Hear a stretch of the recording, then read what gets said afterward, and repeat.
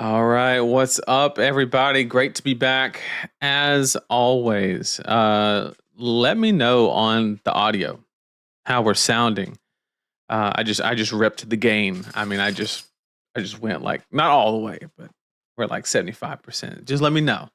I've been trying to get it right with the new mic, and I hope every stream we're gonna get a tad closer to perfection. It's never going to be perfect, but we're going to get closer. I appreciate it, Jacob. All right.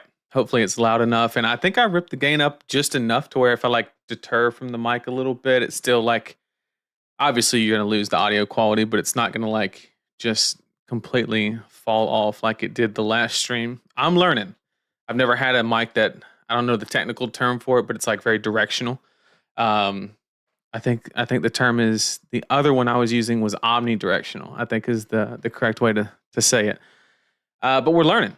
We are learning. And I wanted to take today, obviously we had a couple changes, right? We had a couple, I would say, significant heroes kind of LL in the meta. I wanted to take a moment to talk about it. Kind of discuss the timeline and whether it's I don't know if we want to use the term appropriate, ideal, whatever, however you feel about MST, plug in your preferred word for that sentence. And we're gonna analyze the situation as far as, kind of, was 11 months enough, or like, it seems a little quick for me. And I just want to talk about the subject for a little bit because I think it's important. I think it's very easy to kind of underestimate the impacts of multiple heroes leaving a set that very recently came out. And I do not want to... I want to give it the attention it deserves because it's very, very important, in my opinion. And so we're going to talk about that. We already have banned Count Your Blessings in chat, to no surprise. No surprise. Taylor, we still have to do our Crawford death match. For those of you who don't know, it's currently in the works. I'm going to spoil it a little bit, but we're going to do a battle for the last name. I don't know when. I don't know where, but it's going to happen. Some way, shape, form, or fashion.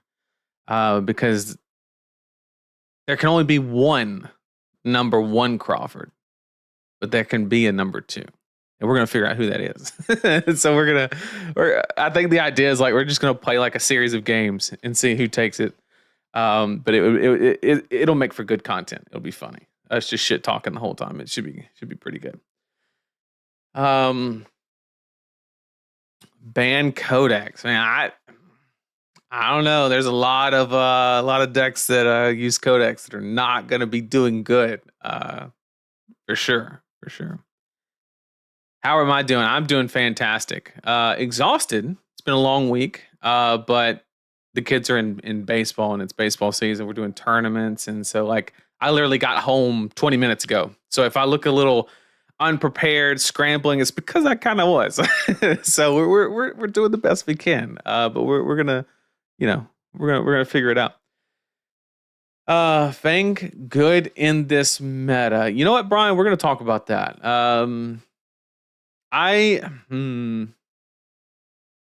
You could be. You possibly could be onto something, but I'm not gonna let you just get away with saying it's good and not justifying it. But I'm gonna help you.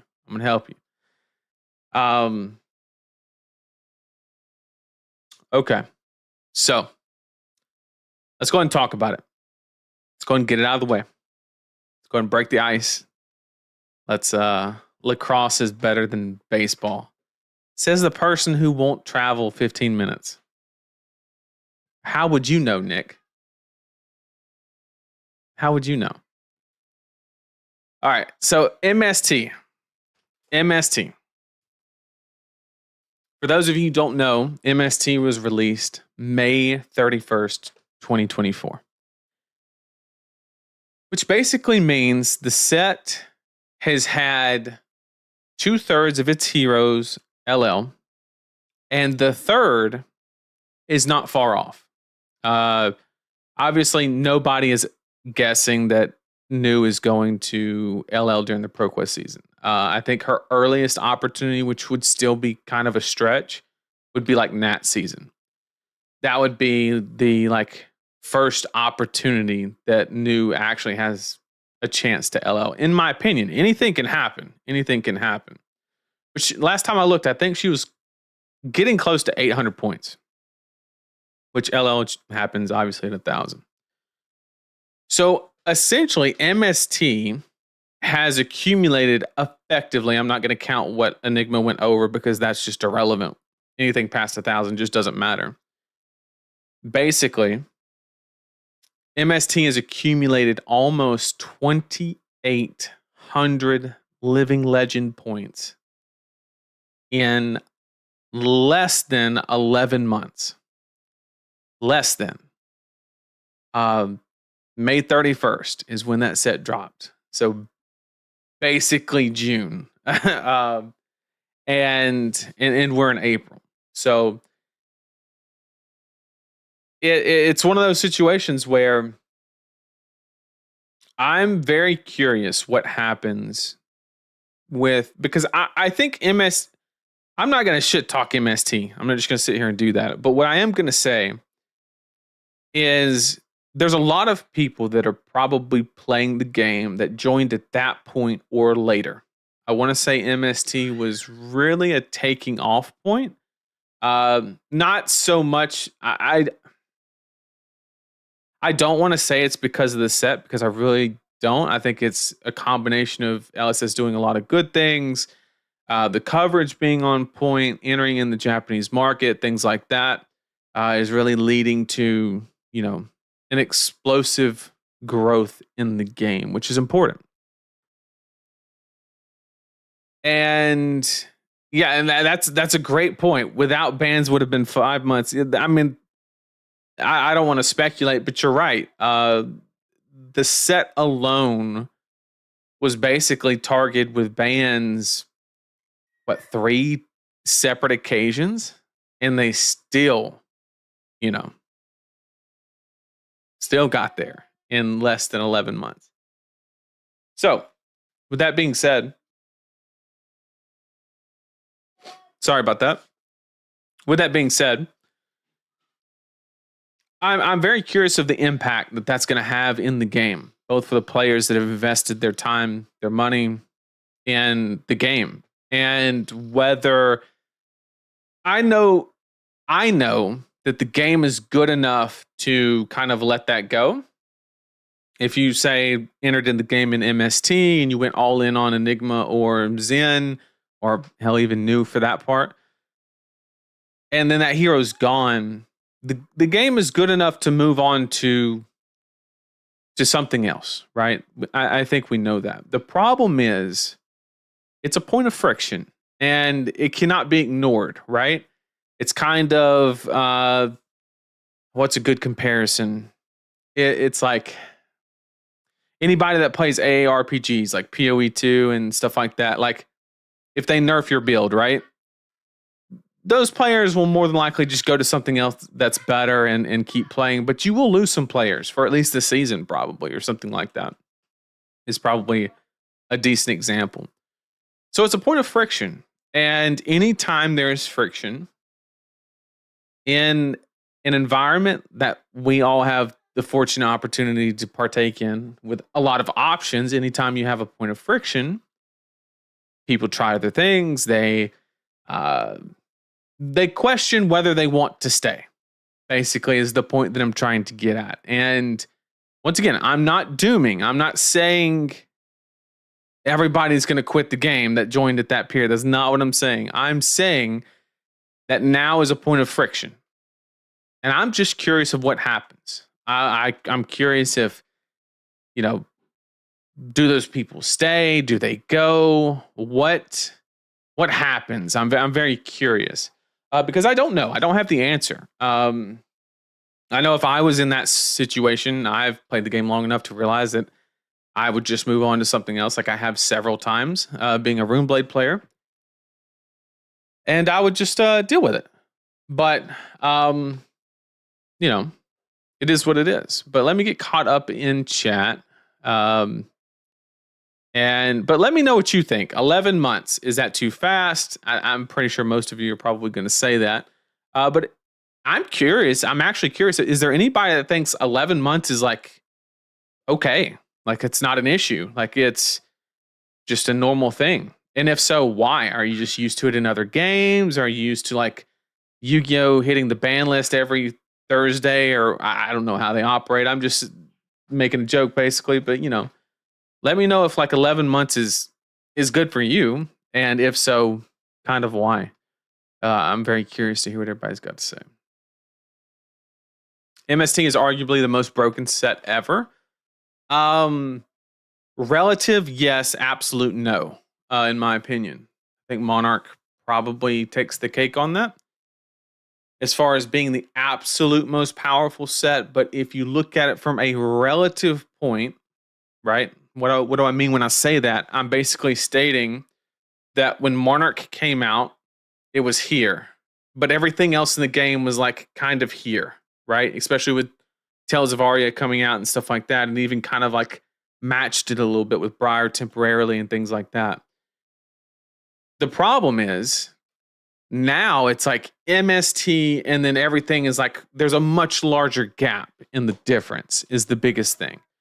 So I agree with what you're saying if you're meaning relative and not absolute.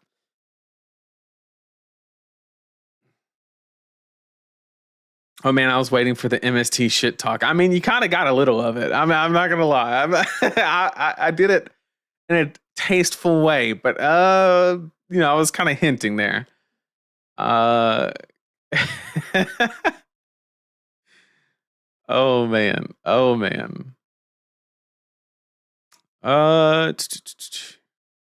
Isn't Aurora 5 months old? That is correct. I don't know about exactly 5. I don't know when Rosetta dropped, but yes.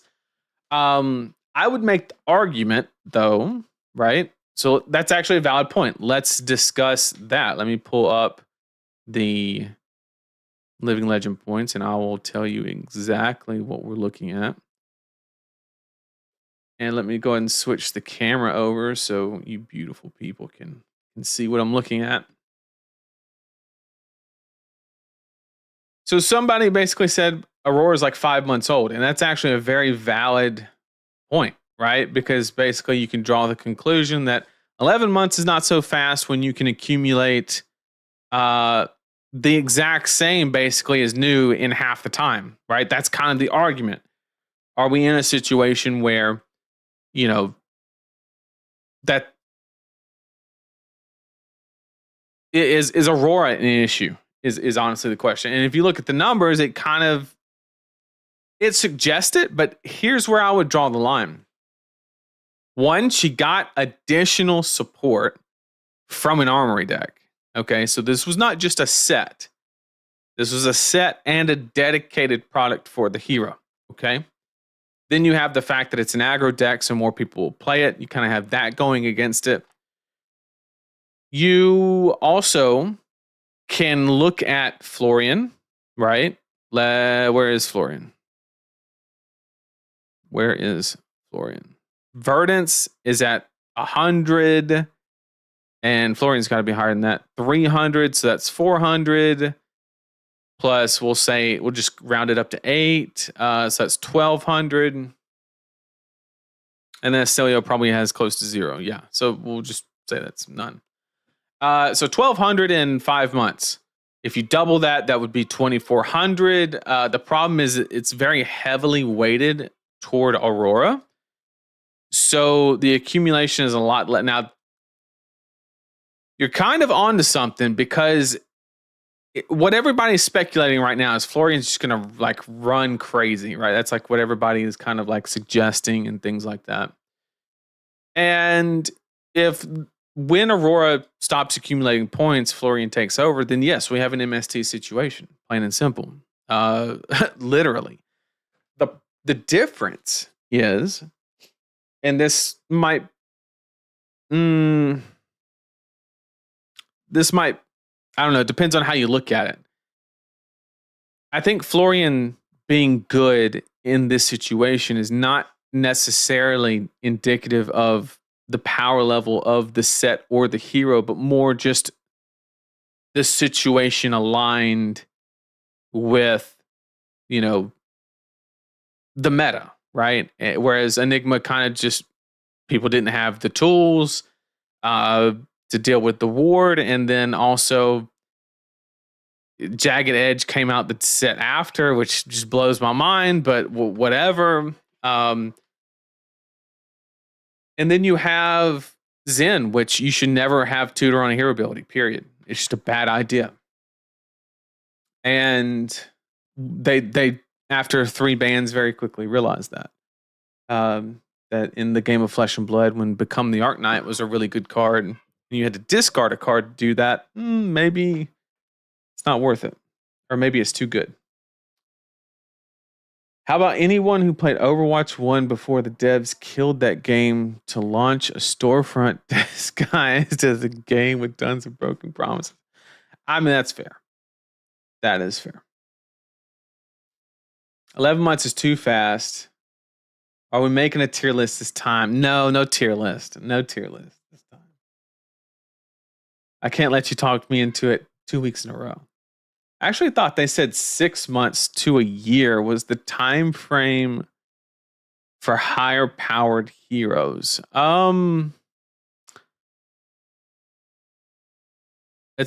I remember them saying that a year and a half was kind of the sweet spot. I don't recall where that was from or who it was from, but something tells me in my memory that a year and a half was like the sweet spot. Like they, that's kind of like a healthy number. It's not too slow. It's not too fast. Considering chi mechanic, I think it's too long. Otherwise, fast. Okay. I think we need heroes to LL regardless. If it's new heroes, it feels worse, but I'd rather it. Yeah, I mean, yeah, we definitely don't need to sit here and accumulate. We don't need to have 100 heroes in the pool and then sideboarding becomes a disaster in the game. That's obviously not what we're trying to accomplish in this situation.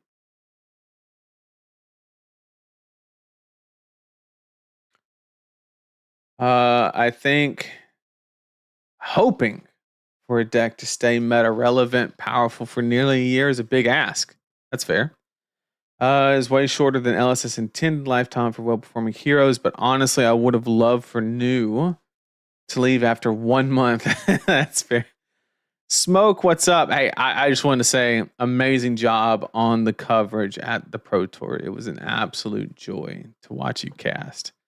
Thank you for doing what you do. It was amazing. It's too long for an illusionist, too short for others. I love that.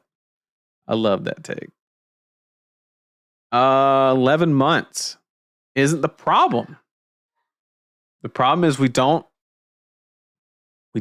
gonna have roll tight.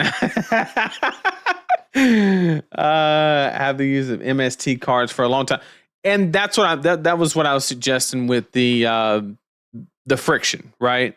Are those players going to stay, right? Because all that product that they very recently bought is kind of, let's be honest, even if they make a new armory deck for an MST here, which, I mean, they made one for Aurora right after she came out, so I don't fucking know. There's no rhyme or reason to it, it seems.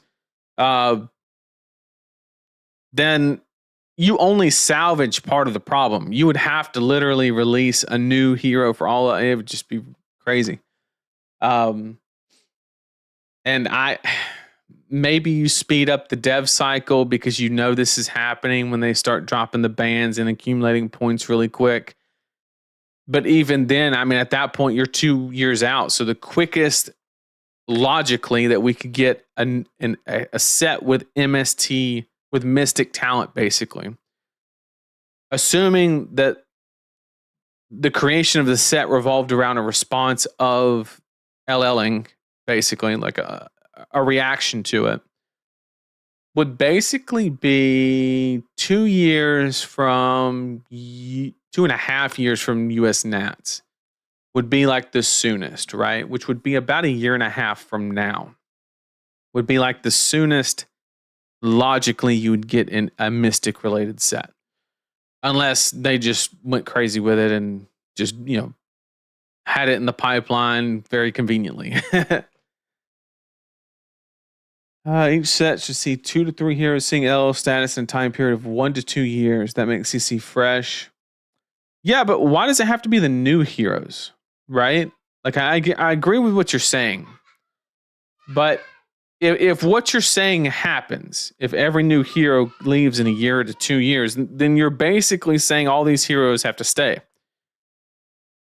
Everything that came out, heavy hitters and before, basically, it literally just has to stay because there's just not enough points to distribute. Of course, you have the solution of, increasing LL points. You could do that, but once again, that brings back the problem of you're creating more points of friction. We just got over how it's happening too fast, and the only way to remedy that situation and actually give the lesser ones the opportunity is, incremental card pool, of course, is a way.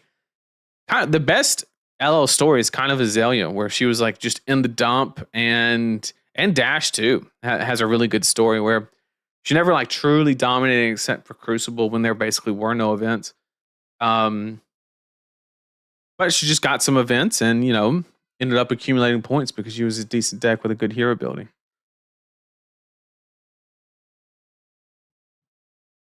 Long enough to play enough games with the hero, short enough to miss them. That's fair. I'd watch a VOD of a 3-hour stream of you just shit talking MST. Oh, man. That would be a VOD of all time. Do you think they'll do an emergency adjustment for Aurora, considering her speed run now? That's actually a very good question. Because if you look at the data, they're actually very incentivized to do that. Because this is my thought process. I don't know. I don't have confirmation on this. I'm just logically approaching it. We have a situation where Brian said during one of the dev talks that he had data that supported the argument that Aurora was very fun to play with and against. It was one of what made it unique was it was both fun to play and play against it, right? Which typically decks like Illusionists are really fun to play, but you really hate, a lot of players hate playing against it. And from that stepping point, they released an Armory deck right after a hero was released into the game. Now, those 2 points could not have anything to do with each other. Or it could literally be correlation and causation, depending on how, when and how the conversations happened. But logically, you can get there very quickly off the fact that, hey, people love this hero and it's not a menace to the meta. Let's double down. Let's make a dedicated product.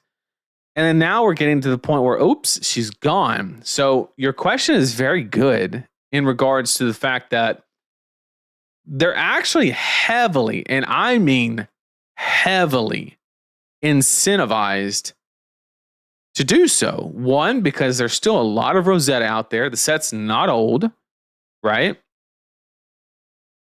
What happens to the Armory decks on the shelf of the LGSs that have not had the opportunity to move them yet? We know after the first couple, they upped the print allocation. We know you start getting in some dangerous territory where, like, right after the Armory deck comes out, boom. Right after, I guess that's a little aggressive and unfair, but, a couple months, right? Some stores have not had the opportunity to move the product, and they're going to get stuck with it because if the whole point of the Armory deck is somebody to pick it up and play it at the Armory.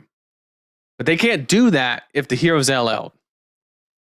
And please do not tell me that that is a great product to take to an LL format. You're going to get shit on, is what's going to happen. You're going to, unless you have like the LL armory deck. So that would be a terrible experience for somebody to pick that deck up off the shelf and play against Chain, the star of it. That would be absolutely abysmal. It would not be good for the game. So it's a tough situation. And I'm not saying they're going to act on being incentivized to do so, but I will state the fact that they are heavily incentivized to stop her dead in her tracks. I'm not saying they're going to do anything. I would never even suggest that. I'm just saying that there's a good incentive to do it. That's all I'm going to say. But I push the I believe button on LSS, so I don't think they're going to do it.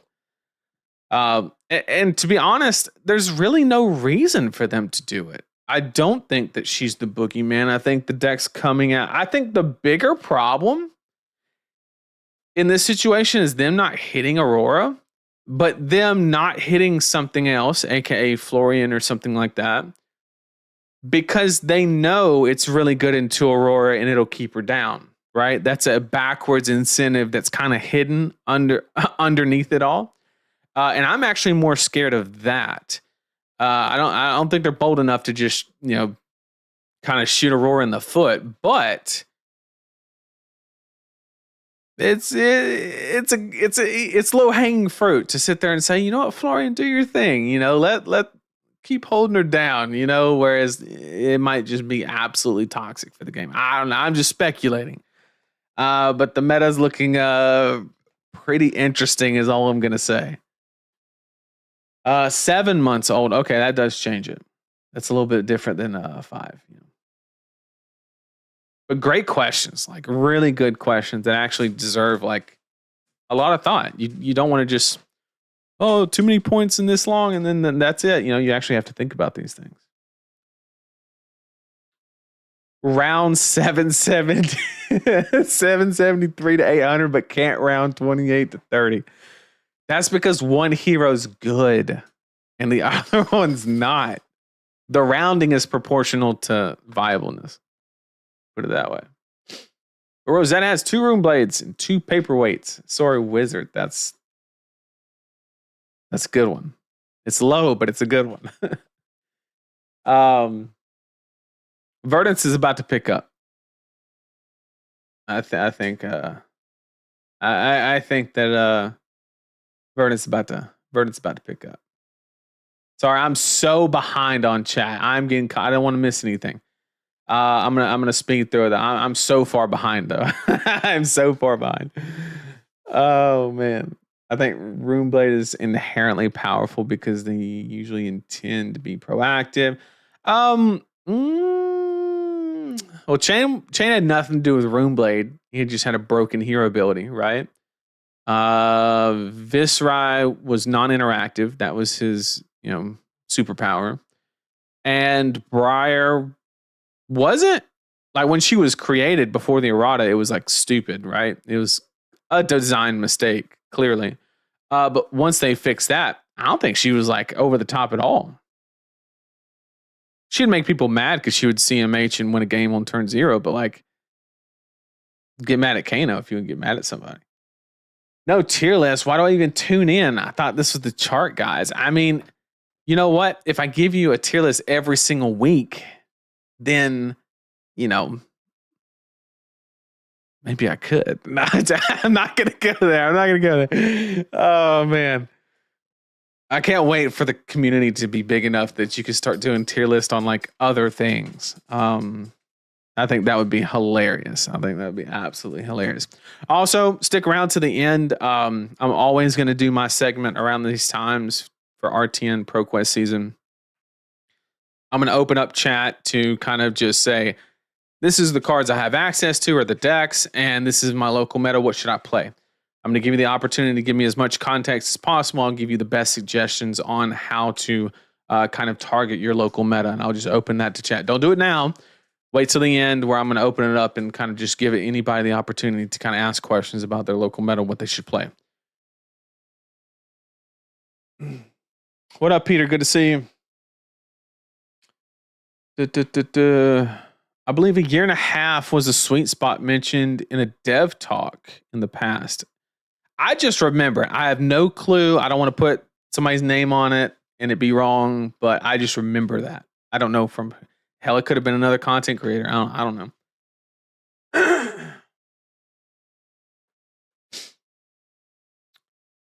I think how bad these LLs are might depend on how fast the turnaround to adding. I mean, I don't know, because once you're a year past, like, isn't the damage done?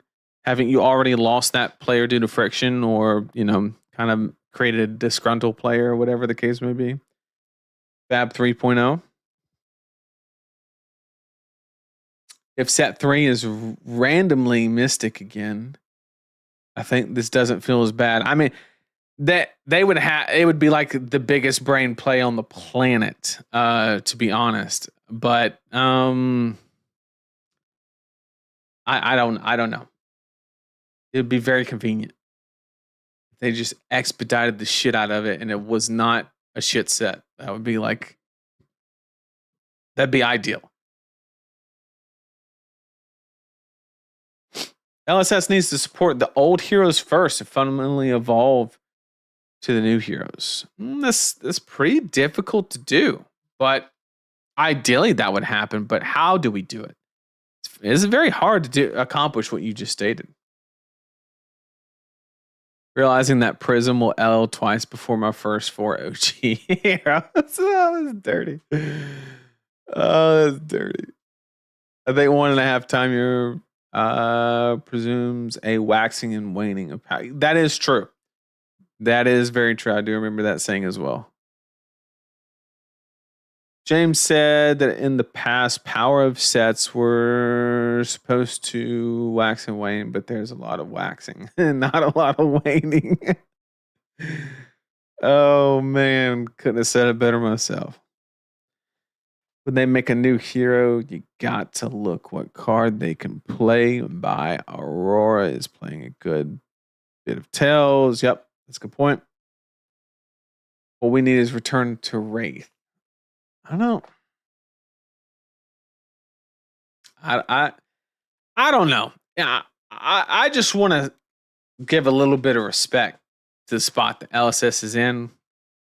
This shit's hard, okay? I know I turned this camera on, and I know it's very easy to look at me and say, he's got all the answers. I know it's very easy to do that, but I promise you I don't. And their job is very, very difficult. And it's way easier to look at a situation, analyze it, and make predictions and assessments and speculate versus actively create something and then predict its injection into the world.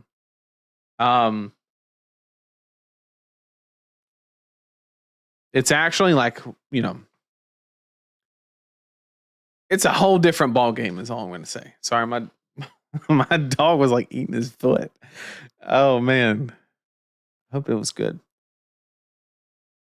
Problem is I don't think a single ban affects Aurora that much. Like I said, there's no shot they touch Aurora, but Flicker Wisp ban would mean Aurora likely loses to Turtle Fatigue decks. Yeah, but then you make the problem. You escalate the issue of the fatigue, right? Because then you take away one of the tools to actually combat it, right?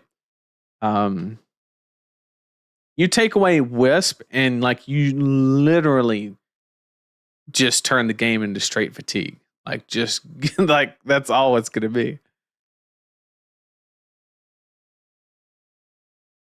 Aurora doesn't gatekeep entire classes. That was a point. I mean, that's fair. That is fair. Players won't play 0 for 4s that block 2 and mills them a card. Look at Guardian Warrior and how block 2 adverse they are, even when the number is cool. Yep, it's fair. I'm finally getting caught up in chat. Closer. I'm closer. They launched low power set again, regardless of classes. It might be a sales nightmare. That's actually a really good point too. One that I'm going to be 100% honest, I haven't even factored in, right? And actually, wasn't there a really good example of that? Well, what was it? Was it bright lights? Was it like no, it was like a time period. It was like bright lights, dusk till dawn, and maybe like the set before it. Kind of like between outsiders and heavy hitters. It was like you could actually just see card quality. Just go like this and then immediately shoot back up. And so you're right. And there to support your point, there were a lot of people that complained about that, myself included. And granted, it felt really good on one side of things, right? On the upward trend, and it felt really bad on the other side.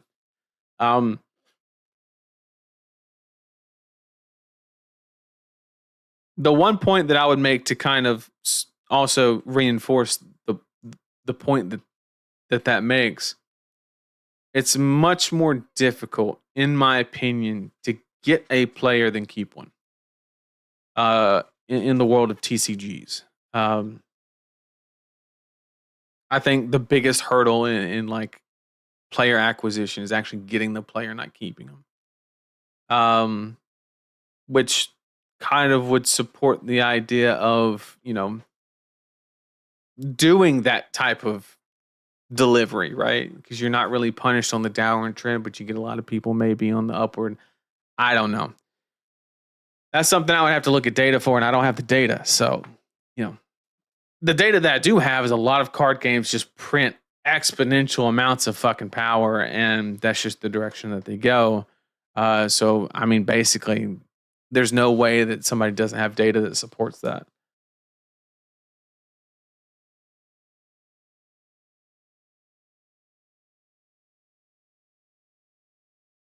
I was literally just bragging about how I was caught up in chat, and I literally just lost my place. I'm so sorry.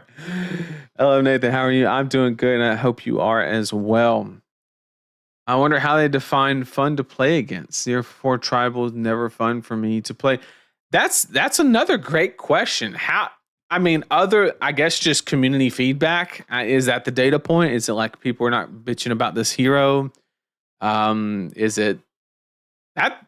How do you measure enjoyment? Did they do like a case study where they like put a helmet on everybody and like measured their neurons and like my neurons activated, dopamine hits and shit? I don't know.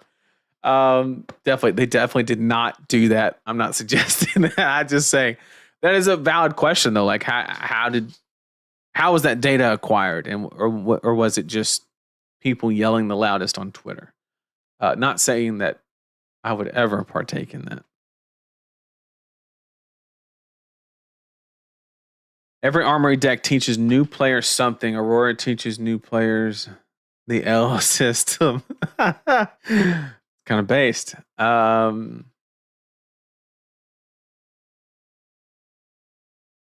Chat pause so he can catch up. I need some milk. As someone who started out as a warrior wizard player, still loves Verdance dearly. I gotta agree with Paperweight comment. I mean, I don't want you to diss old Chain. I love Chain. I played a lot of Chain. So much for pausing. Just one more tier list. Won't ask the rest of the month. No, we can't do another one. Can we get a tier list of your previous tier list? That's actually kind of impossible because all my tier lists would just land in the S and A category. Some are better than others, but I mean, let's be honest. They're all kind of up there. Like even when I'm not going to say I've always been right. What I am going to say is I have a good track record, okay? And sometimes, like Syndra, people love to sit there and say like, yeah, Nathan, you were wrong. And even the community even convinced me that I was wrong. But in the end, I was right. Syndra's ass. Syndra is C tier material. So just let the record show. Now, we're not going to talk about Icelander. We're not going to go there, right? Chat, if you want to go and talk about Icelander in C tier, I'm just going to get you a plunger for your birthday because, you like to bring up old shit. But we're not going to go there. We're not going to go there. That's history. TheCardGuyz podcast, where you just make a different tier list every stream. Now we're talking. That's something I could be a part of. If Runeblade was not a class, what class would you play? That is a great question. So I've dabbled in Guardian, hated it. Okay. Questioned every waking moment of it. I've played Ninja, didn't mind it. It was a little too aggro slanted, not really my niche. Ranger was okay. I hated the idea of not having a weapon though. So if I played a different or if I mained another class, they would have to have a physical damaging weapon. So that counts out Wizard, Illusionist. To be honest, I would probably go Assassin. It's probably where I would land if there were no Rune Blades. Maybe Brute if they were good. Because I really love the theoretical math of Scabbies. I really enjoy it. It's not good, but I really enjoy it.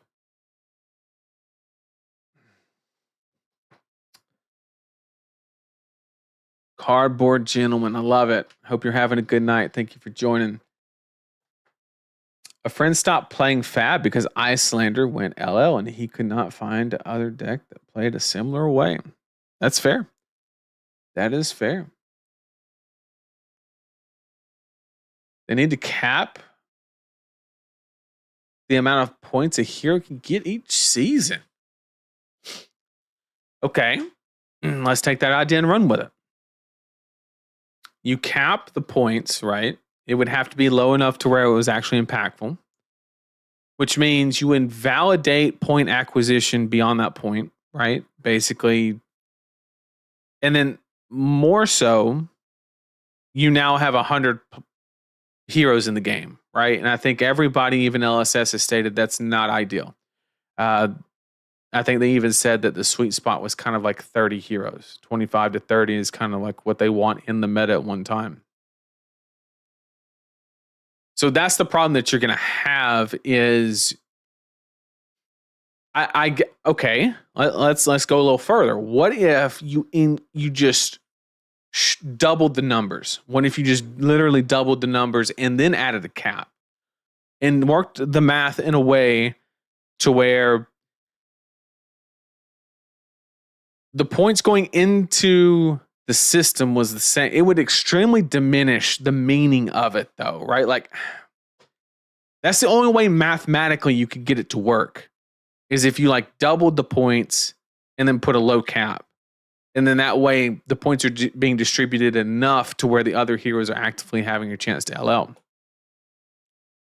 The problem is it would kind of feel bad if like Aurora got 200 points day 2 and didn't get a single point after that. Because then you got everybody going on Twitter, oh, this hero should be LL now, and they're not. I mean, I like the idea, but I don't think it's the solution.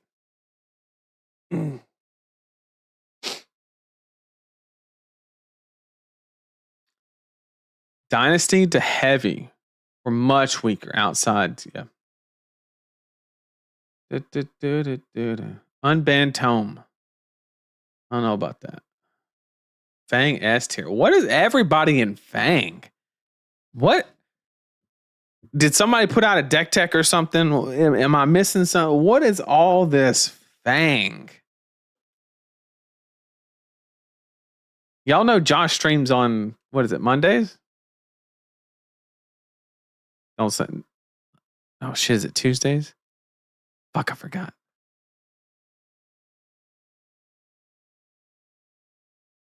Is that where the Fang gang came from? If LSS emergency unban bonds, should I play Katsu? No, you should not. I could literally unban bonds, which I think they will. And it's not going to fucking matter. Actually, I take that back. Maybe you should.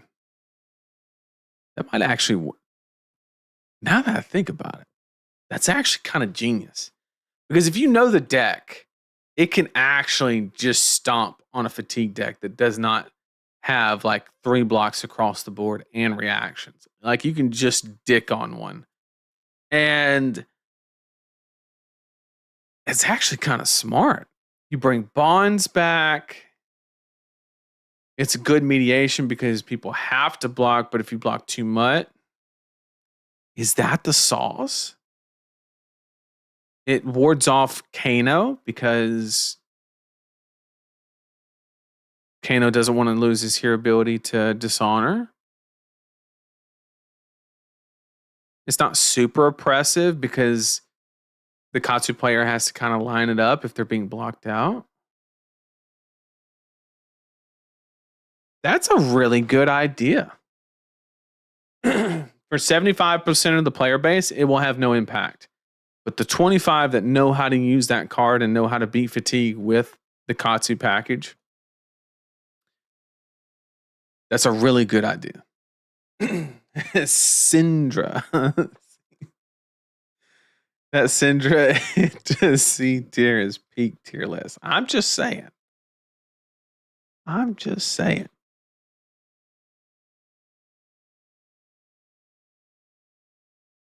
Oh, I finally scrolled all the way down.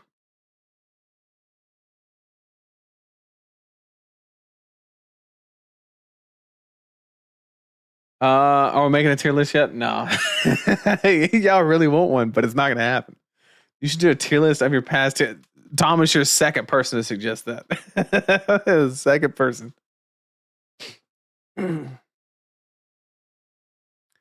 Same thing happened to my friend. Stopped after Icelander LL. And I mean, it's a real point of friction. It's not to be underestimated.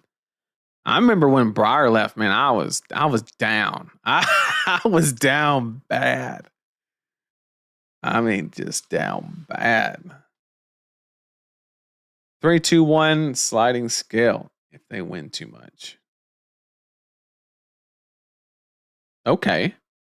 You're saying 3 points to start with. Once they hit a certain point, they start accumulating 2 at a time. 1. Okay. That retains the impactfulness. You don't completely remove it. It does prevent LL from being used as a shut-off valve for broken decks, which I support. I don't think that's a bad thing because you could just have a balanced game, right? I actually really like that idea. I can't think of anything off the top of my head of why that wouldn't work. Fang is just the best deck to ever be made in Flesh and Blood. I'm going to disagree with that. I was excited for Fang. Ordered the cards on release date. Then bought into prison before I'm off. I ordered a bunch of Dagger cards too before release date because there was a calling the day the set dropped. And then it's literally the day the cards arrived in the mail, they dropped the Zephyr Needle ban. It was the worst mail day of my life. And I still don't think I've emotionally recovered. In fact, I'm not 100% sure I even opened it. I think it's sitting around here somewhere. I knew that if I opened it, I was going to get mad because I ordered all that shit at premium prices just for it to, we're not going to go there. We're not going to do it. We're not going to do it. I hope LSS unbans bonds. I think that's a neat idea, to be honest. They print a whole card to replace bonds. It would be fun to see. I mean, come on. I'm ready for some overwhelming Gust Wave. Tier list or riot. I'm interested to see when Aurora LLs this PQ season and how high Cs will shake up the meta. I mean, I would love to discuss high Cs, but I mean, I just don't see any value in discussing it. I mean, I'm not trying to be like anti-hype or anything. We don't know, right? We know there's allies. We don't know at what rate they can accumulate the allies. So does it actually shut down fatigue strategies? We just don't know. I will say currently, this is a little, the one that I think is actually the best in the new set is going to be the mechanologist. That is my hot take. Maybe it's not a hot take. I don't know. That's my current speculation. But we have a lot to see. That's super early, but just off the impressions of hero ability and stuff like that. I think the mech might get it. Syndra's going to have a hard time ahead because I think Jarl is coming in strong this meta. Could be. So many big meta changes this first half of the year with Enigma Zen, Aurora LL right into a new set.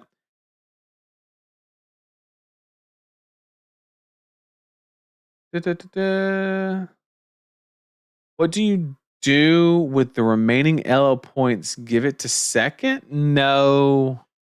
You couldn't do that because then it literally just, the point of Living Legend is like, they're the hero, they ascended, right? Like that's the thematic aspect of it. And that type of stuff is very important to LSS. I don't think LSS is ever going to be willing to abandon that idea.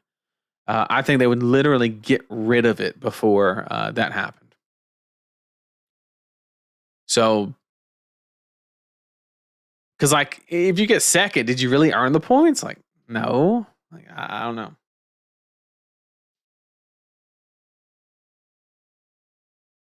Thoughts on High C's date and Nat's date? I currently, so I did a little bit of a stream on this when I first saw the announcement. And this is my current thoughts on it. In a vacuum, I absolutely fucking hate it.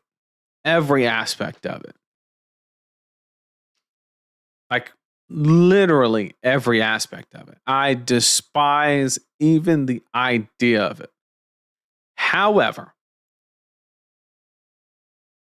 it is important for LSS to try things. It is the worst thing that LSS could ever do is not try anything new. Literally. I am okay with LSS pushing boundaries and just trying things out. Now, Memphis was a disaster, literally, right?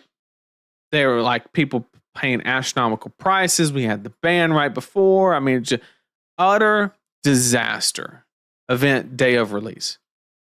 However, they came forth and said that the product was going to be available. I don't know what the fuck that means. I know it's purchasable at the pre-release event. I hope somebody's done the math and really determined that like there will truly be enough product in the US. I hope that's the case, but I'm going to give them the benefit of the doubt that they have worked it out. But if they do not work it out, you bet your ass that next Wednesday, I'm going to be on this camera just roasting. I mean, roasting, because the community made it very apparent that they did not like what happened, right? They're like, do not do this, okay? And then they're basically showing up doing it and saying, but look, we changed some stuff, so like just give us a shot. I'm gonna give you a shot, but if you fuck it up, I'm gonna let you know about it. Like it's literally that simple. So in a vacuum, I literally hate it, but I'm gonna give LSS the benefit of the doubt that they have solved it, because they haven't given me a reason to doubt in that aspect.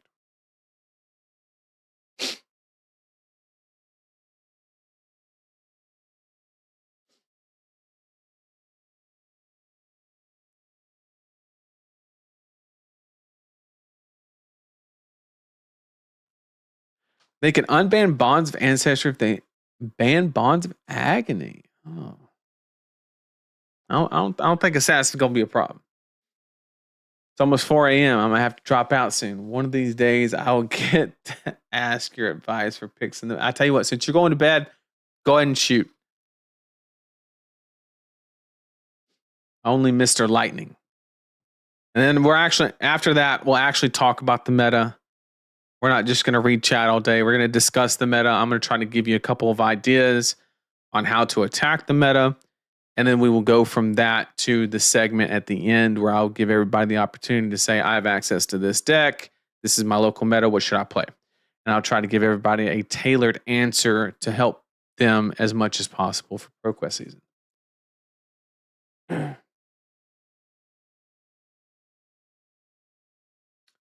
How many heroes do you think are going to LL before the next set? I don't think Dash has got it in her. To be honest, Azalea.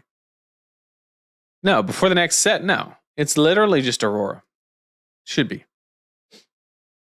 Should be just Aurora. Necro is going to be bad and overpriced for sure. Could be. I mean, a lot's riding on it. We haven't had a new class since Assassin, right? And typically if we look at new classes being released as of recently, they do kind of start a little bit slower, right? Which is to be expected, right? Smaller card pool, things like that.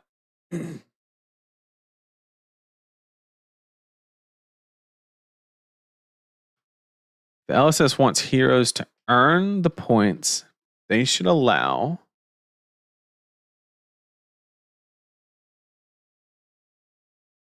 Earn the points they should allow second place of events to get an invite. Okay, I see what you're saying. Right now they just make back alley and that happens so often. So often. I'd be lying if I told you I didn't partake in them either. Oh man. The stores will be getting all of their order during pre-release. I mean, here's the problem. If I'm not mistaken, correct me if I'm wrong. You have the world premiere, Taipei, wherever it is.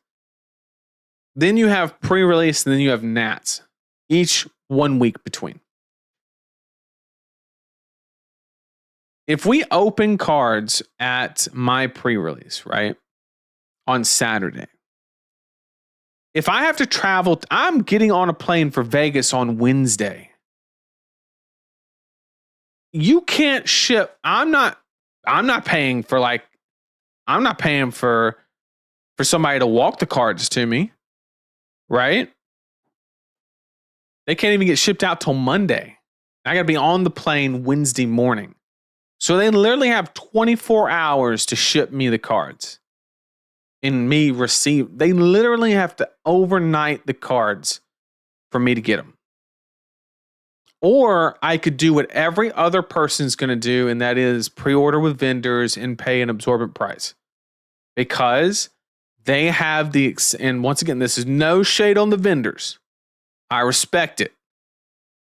Get that bag. I'm just saying they're in a very good position in that equation, and I can't say that they're bad for taking advantage of it, right? Because that's just business. That's how it works. I would never expect somebody to sell. The market's going to determine what something is worth, and I can't be mad at somebody because they sell it for what somebody will pay. It's literally that simple. And so that's what I don't know how they're going to figure that out, because I don't know if they've even considered that. I have no clue. Okay, let's answer your question so you can go to sleep. I can bring Verdance and Prism. I haven't played Verdance against Hunted Heroes updated list. I'm comfortable in Prism. Meta-wise, I expect Aurora, lots of Assassin, probably Turtle decks. I think you should 100% play Prism if you have a solid understanding of fatigue matchups and decks that want to block you. You know how to kind of get the loop going without Tome, and you have your Celestial Reprimands, Angelic Wraths, whatever's applicable. and really just have a plan for people that want to block you, because you don't need any help against the people who don't. Really just hone in on people that want to block you. Make sure you have a plan. But I 100% go with Prism in that situation. I think it's a little early to bring Verdance. Florian is going to go shoot up, but I think Florian, it might take 2 weeks for Florian to really take off. Do you think personally at this point LSS is being negligent how they're handling Aurora LLing so fast? What do you... That's tough. It's a little harsh for somebody that loves being a critic. How would you are you stating that the hero is LLing too fast and they're not stepping in to do something about it? Or are you saying that it's too good and they haven't stepped in to do something about it? Like, is that a power related comment, or is it a hero leaving related comment? Thank you for letting me ask my question early. No problem. Anytime. I didn't want to keep you awake. It's a problem. LS, yeah, I can't fault the vendors. Yeah, I mean, you just can't. You really just can't. Yeah, it's a problem. LSS created. I mean, who's going to buy all the Dusk Blades? You know? And they're benefiting from their proposed solution. Open more boxes. I hate that. It's extortion. Look,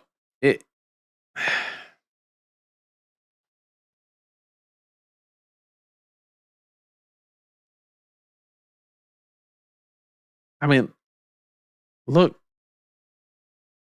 I'm lost for words on that one, because you're right to think that way. It is 110% valid to look at a situation and come to that conclusion. Nobody should ever give you shit for drawing that line. And it's an important question. And especially in this context with LSS, because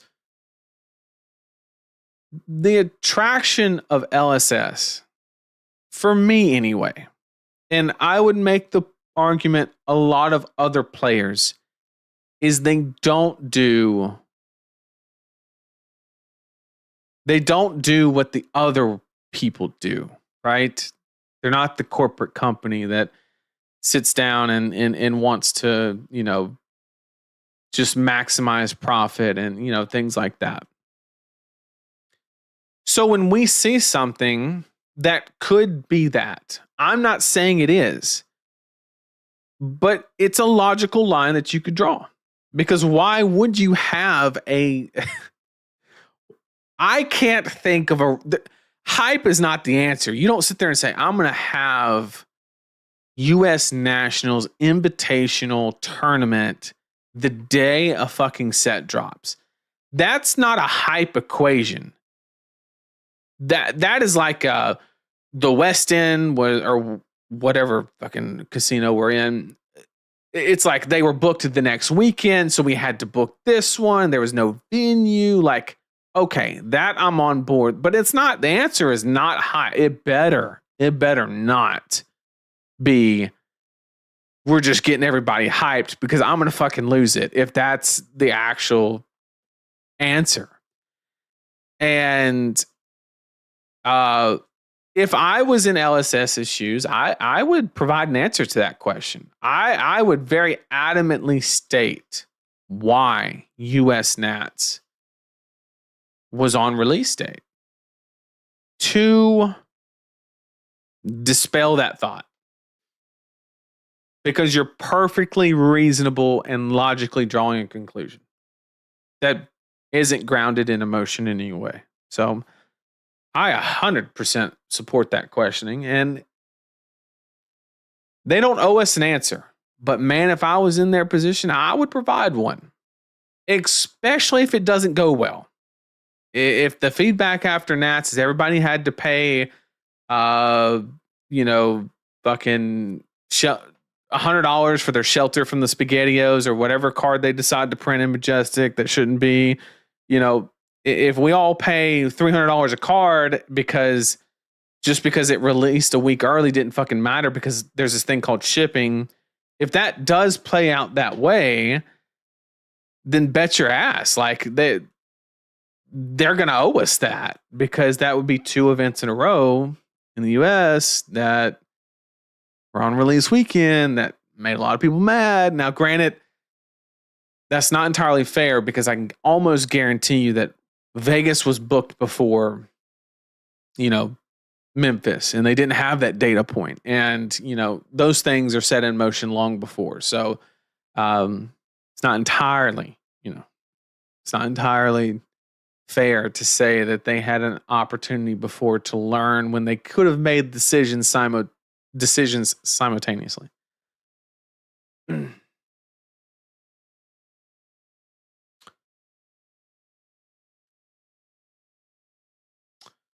Wording was harsh, but with so many products being the poster child for new players, feels a bit off to sell them at first strike deck, armory deck, then the hero isn't playable within a year. I 100% agree with you. I actually opened the stream with that very concern.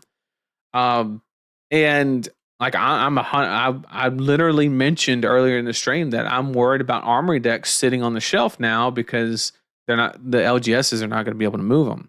It's a perfectly valid point. And you know, I don't agree with, but at the same time, let me propose a question. If us as a community, right, just said, hey, let's all play Rhinar. And Rhinar had 80% attendance at ProQuest season and LL'd in one weekend. Is that an LSS problem? Is it an LSS problem that they made a hero that's very fun to play? Is it an LSS problem that fun to play hero fits in the strategy that most of the player base prefers, and that's statistically proven? More players play aggro decks than others. It's a fact. And is she strong? Of course. Is she one of the best decks? Of course, right? But Aurora is like MST lets dogpile, right? They admitted they pushed it. Like we all know, been there, done that. But Aurora, I really want to beg everybody to consider it a little bit more before jumping to that conclusion that there's a possibility that the Aurora situation could have just been a perfect storm. It's a popular hero with a popular class, with a popular play style that accumulated most of her points during ProQuest RTN season, which is where the aggro players is kind of weighted more aggressively. So it could just be a perfect storm. And you do have to factor the. I'm not disagreeing with you. I'm just saying there's a little bit more that you have to consider. So maybe like they're 50% at fault. I don't know. I'm just throwing a number out there that's not based on anything. But I'm just saying that maybe it's a combination of they pushed it a little too far with an armory deck right after, and it was accelerated by the conditions, right? Well, I think LSS is a fantastic company. Hang on, where'd it go?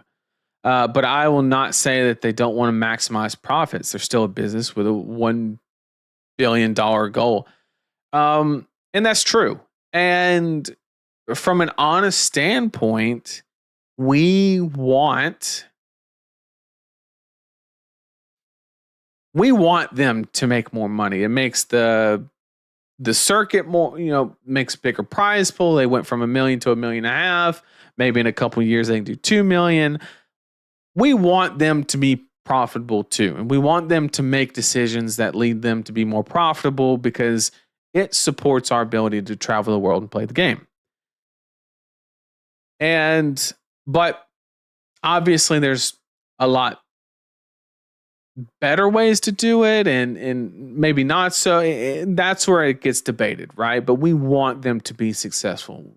The goals align. It's just how it's achieved. That is, But what you should do, and what I recommend, is you need to vote with your wallet. Okay, so when they print Shelter the Storm and you disagree with it, don't buy it. Don't buy those boxes. But when they print Bright Lights, you need to buy those boxes, right? Because if that's what you're asking for, you see what I'm saying? So you got to vote with your wallet. That's the best data point they have, I promise. Didn't they already say it was because of hype the last time? I don't recall that. And if so, whoever made that decision, we need to talk. There's no shot it goes well, right? I mean, I just explained my doubts. I have 24 hours to get my cards via shipping. And I'm going to give them the benefit of the doubt, but bet your ass the Wednesday after, I'm going to let you know. I'm going to let you know. Look around and find out. If the Fabled is so game breaking that it ends up making it into the Nats winning list, then that will be the only serious issue I see from the release being at the time it is. No, the problem is with the timing is that people are having to go. There's no easy way to acquire the cards. Like I explained, stores can sell pre-release weekend, which is 1 week before US Nats. I get on a plane Wednesday morning. So and if anybody's going to make the point, well, you can leave Thursday. That's the dumbest shit ever. You have to assume people are traveling and granted, I'm arriving 24 hours early just so I can play poker and stuff like that. That's not the point. Okay. But, it's just, I don't know. I would be pleasantly surprised if it went well.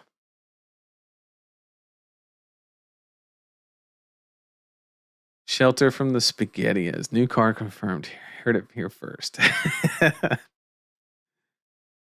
This cracked Fable that may or may not be in the set. I mean, I hope they don't do a giga playable Fable. I thought we were past that, but they did say the C Fable was too playable. That's not good. That's not good. That's not good. If you don't have Tunic, what chess piece should I run? In what deck? More than playable Fables are bad. I agree.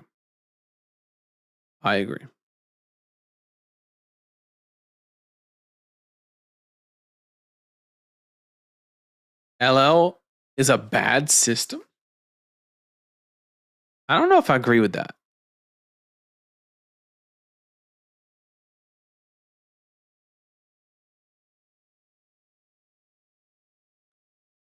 Also, I do want to kind of, I wanted to take a second to say that I appreciate everybody being here. We got 160 people watching the stream.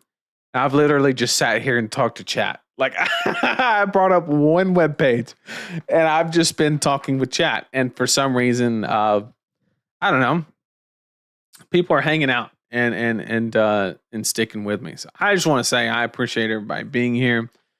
And I promise we're going to get to the meta analysis and stuff like that. I think this is just really good discussions. And apparently a lot of other people do, or they're impatiently waiting for me to get to the next part, which if that's the case, let me know and I might can expedite it. I might can expedite it. I prefer for LSS to metal in game as little as possible. I understand not wanting them to yeah, I agree. Though I do like the idea of probationary period for new heroes, like 3 to 6 months. This has happened with Bravo and to a lesser extent MST here. I mean, it could be. Mr. Broughton, to be fair though, they are changing pre-release weekend allow. Yeah, I mentioned that. I mentioned that they are full. The problem is, right, that I brought up exactly to this situation, Tyler, is like, what if what I need was not opened at my LGS, right? Because there's a lot of LGSs. Like, we'll use me as an example. I live in Alabama, like population 12, and like my LGS probably receives 2 cases, maybe 3, of product on a new set. And there's no way, I would say that in our local area, we probably have, I don't know, 5 to 7 players that use that LGS that are going to Nats. And how are they getting all their cards? What if we all land on the same thing? The point is, there are going to have to be X amount of cards ordered, right? And the turnaround time is not good enough, right? If I go to our pre-release on Sunday and I'm able to acquire half my deck, right? Because of trading or buying from what people open or buying their product, whatever the case may be. And then I fly out Wednesday morning for Nationals. That means I have to order it Sunday. Monday, they always ship at the end of the day. It's how every business operates. You always ship at the end of the day so you don't make multiple trips. So that means from Monday evening, it has to be at my front doorstep by the next day evening. So exactly 24 hours. It has to be on my fucking doorstep. And even if you overnight it, there's a shot that that's not going to happen, which means I have to pay exorbitant card prices and shipping prices. Not a good combination. And I still have to take a risk. Or I, have to go to the event and acquire my cards. And anytime you have a large population going to one place to acquire the cards, supply and demand prices go up. Simple as that. So I hope it all works. I'm giving LSS the benefit of the doubt on the situation, but I have a little bit of doubt.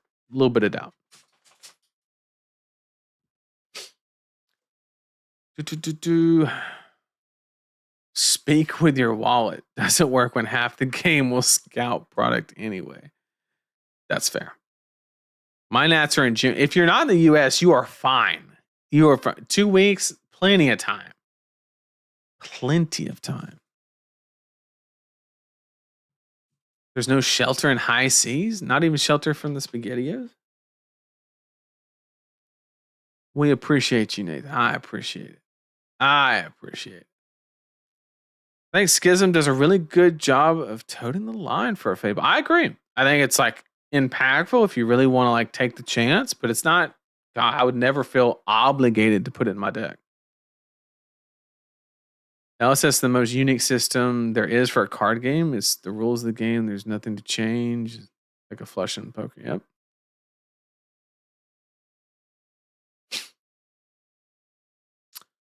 Love your vibe, dude. You were super nice when we met IRL in Dallas during the Lexi Meta. Well, I appreciate it.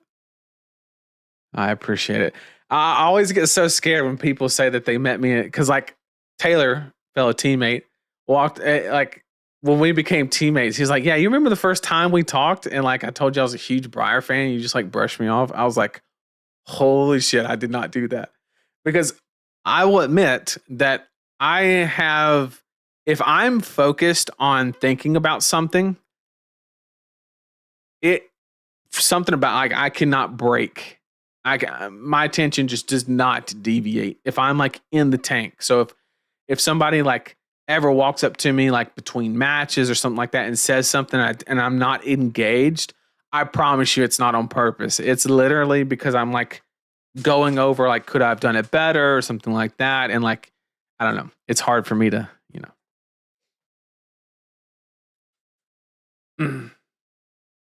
I got you, Nathan. But I know not everyone has the ability to buy from vendors. Hopefully, all the vendors have enough stock to support all the players. 8 vendors isn't a ton for this event, but the best vendor is going to be there, and that's going to be Righteous Gaming. So go see Tyler if you do want the cards for that event. I'm telling you that much. I have some friends going to Las Vegas for the calling, and they already know they ain't playing high seas because the product always arrives a bit later in Mexico. That's a good point, right? People traveling. There's a calling that weekend, right, as well. It's not all just U.S. players. So now, basically, if you have, let's take somebody in,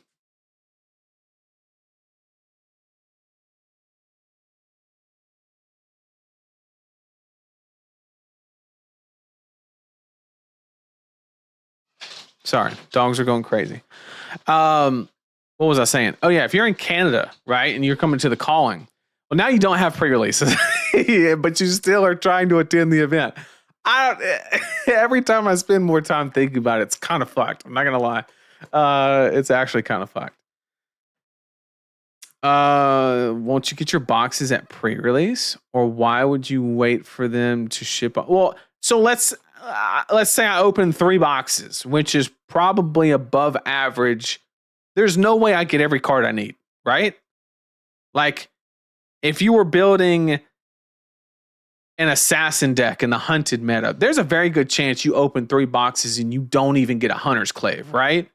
Like, it would be wild to make the assumption that a player should buy enough box product to build a deck. That is like, okay. Yeah. In this economy, nah, it ain't happening. It ain't happening. It ain't happening. No shot. Kano is my love and will always be, but kind of want to win. Okay. Australian here. Sorry, Americans. Yeah, it's fucking wild. It's wild. Maybe LSS wants to make nationals more exciting with the releases. I just, it makes for a good show. Yes, like there would be a lot of people watching, but I agree. But is there going to be that many more? Like US Nats is literally the only thing happening that weekend. There's no other national, so everybody's going to be watching that shit. Doesn't matter if we were playing Monarch. Everybody's going to be watching that shit, right? To get an idea on the meta and like see what's coming and meta predictions and things like that. So to like just scuff the event in that way, to do that, I see the point. I don't get the point.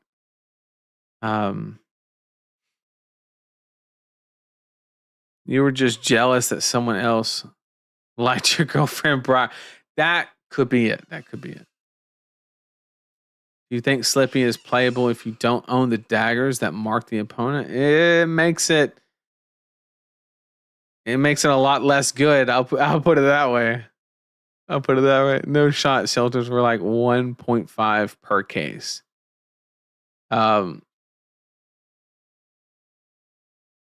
I mean, that's what I'm saying. Like, there's no way you open 2 boxes and get, I know people that opened a case and didn't get a shelter.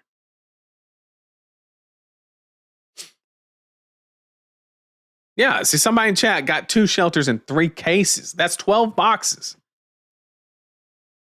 Opened 10 boxes and still had to buy Hunter's Clave. That's actually fucking wild, bro. That's actually insane. Okay, so I finally an hour and a half later, caught up to chat. This whole time, I've been behind. Okay. But we did it. So now I can actually talk about shit. Okay. Or talk about what we planned, right? Skill issue. I mean, that's, it's actually funny you said that, Jake, because I got 2 shelters in 9 packs. I literally opened my 8 packs for pre-release, got 1 shelter, and we did pack per win, and I was only able to play 1 round because I had to hurry back for the show match with Blue Pitch. And so I played 1 game, won it. I got 1 pack, boom, another shelter. So everybody else get good, but everybody else, it is what it is. But okay, let's go ahead and talk about, it was a very good discussion. I enjoyed it personally. And the fact that everybody did not actively run away, y'all must have enjoyed it as well. All right, so let's actually talk about some meta and not how US Nats could be an absolute disaster. Okay.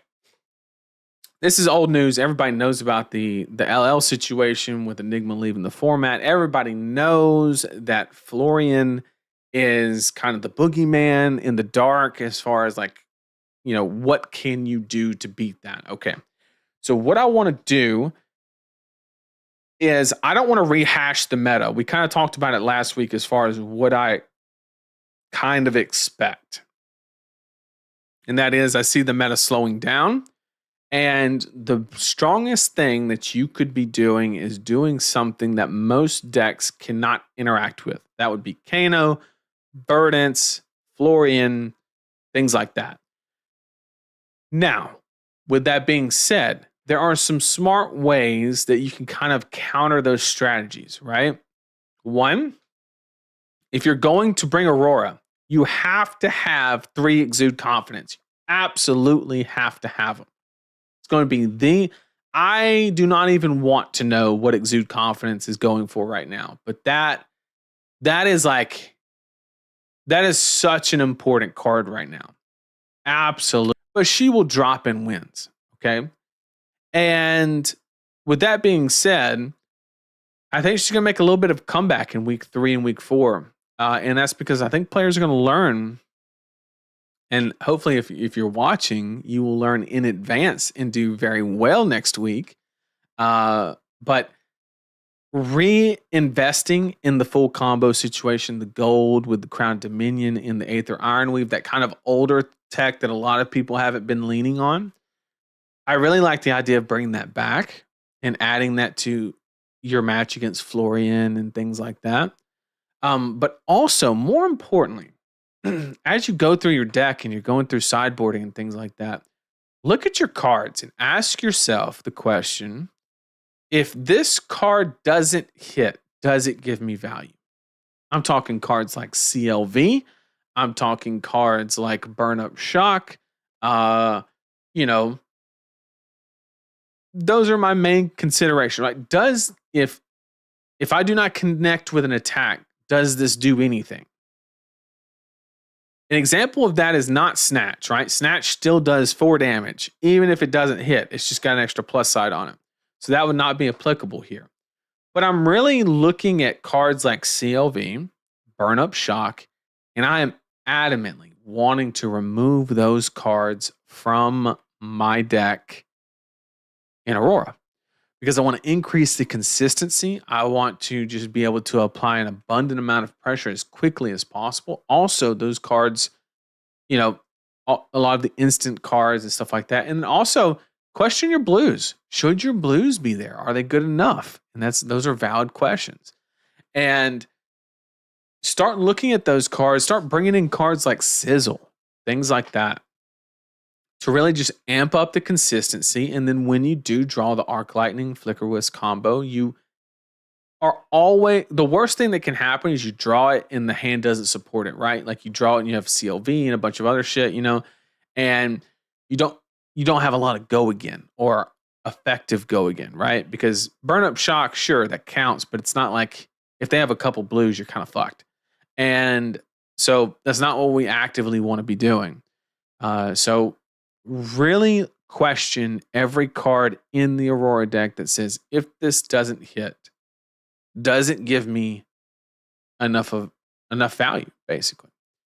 And then make the sideboarding to where it supports that strategy. So when you play against Florian or any deck that really wants to block you, you can take out CLV, you can take out Burn Up Shock, and you can put in the combo pieces, Exude, Sizzle, things like that, and just really have a more cohesive package. Because the off turn is where you lose. When you don't apply the pressure, that allows them to either play life gain if they're on that package, or establish board state, or get ninth blade off, or something like that. You want them to pay the price on those cards. That is the idea. Time to make a tier list. I'm just going to have to be a tier list creator. Full time. I'm going to have to. Exude only $10? Really? Bro, what a steal. If you don't have it, Exude, pay the $10. No shot, it's $10.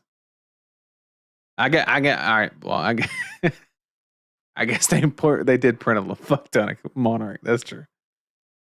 Without CLV, Arc Lightning turns are weak, aren't they? I disagree. I think they're perfectly adequate. I think CLV actually more times than not compromises the Arc Lightning turn, because you play it, it doesn't have go again, which means you don't get the value, and it shortens up the hand, right?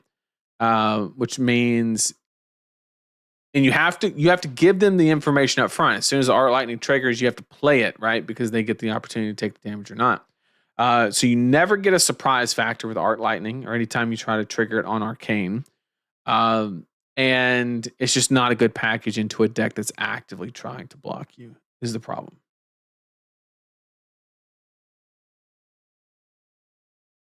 If we go Savage Lands next, then Brute would be the pick. I mean, I support that.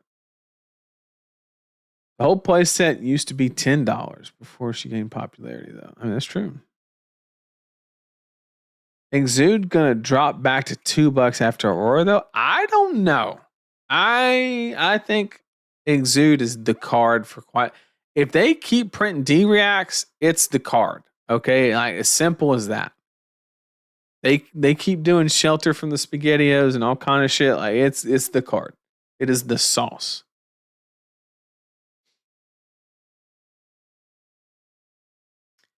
Okay, so I just wanted any Aurora players, I wanted to give that advice. Now, if you can't beat them, join them. Okay, if you don't want to play Aurora and you don't want to invest in the combo package and like learn that anti-fatigue strategy, just play some uninteractive bullshit. Play some Kano, some Florian, some. I think Victor is a trap. I think people will have success in gym pairings if they play against a lot of Auroras. There will be some success with Victor, but overall, especially in week 3 and week 4, I think Victor is like giga trap. I think he's going to have a good week 2, but he'll fall off week 3 and beyond. Prism, same thing. I think Prism is going to have a lot of success in week 2. She's going to see an increase, and then I think she'll kind of stabilize during week 3, kind of remain the same, and then immediately fall week 4. I think Acilio is a good pick if you know how to play it. You got to know it. You got to say, if people are fucking with you with plow unders and fellings and erase faces and stuff like that, can you still get there? If you've practiced and stuff like that, should be fine. I think it's a really good pick as well. And lastly, Dreadbore Ranger. Just a Ranger with Dreadbore. Exude on a stick. Is kind of the idea. Is a really good strategy right now. You just have the ability to 2-step D-Rex. There's a lot of them in the format. And just be mindful. Just be really, really mindful to take out as many non-arrow cards out of your deck if you're on that strategy. Because if you go Rabble into Dreadbore, into Arrow or something like that, they can use the D-React on the attack action if it's not an arrow. So just be mindful of that. Same thing for E-Strike and stuff like that. So just be aware. Just wanted to present that. And but I think Dreadbore, along with like Release the Tension and Remorseless and stuff like that, is a good enough package to actually punish decks that want to extract a lot of their value from D-Reacts, and you can get them far behind before they can accumulate anything and actually just win the game. You don't play Rabble on Rangers, yeah. I mean, like, you just be aware that anytime you play an attack action card that's not an arrow, you give them the opportunity to two-step the whole strategy you're trying to execute. You're trying to brick their hand with D-Reacts. And if you play E-Strike or a Rabble, they just always dump their D-Reacts. Increase the tension. Absolutely. Oh, increase. The one that costs 1. I mean, fuck it. Like, why not? Anything that counters D-Reacts right now is the sauce. Just do it. Slap it in. It does cost 1. Be careful. But if there was ever a time to play it, it's now. Did you see the We Make Best tier list? Tog kind of respecting Bravo and Guardians. So like I said, I have not seen the tier list, so I don't know what points were made or anything like that. I think there is some respect to Fatigue Bravo, right? Or Rampart Bravo, whatever you want to call it. I think there is some validity to it. Like, you were going to be able to probably maybe fatigue some Auroras and stuff like that. And you obviously have, if you can, Bravo I see, Victor I don't, because the key is going to be, can you resolve Smack to reality? If you cannot get that card to hit Florian, it just doesn't work. You will lose that game. And period, you're going to get dumpstered by Kano, just to let you know.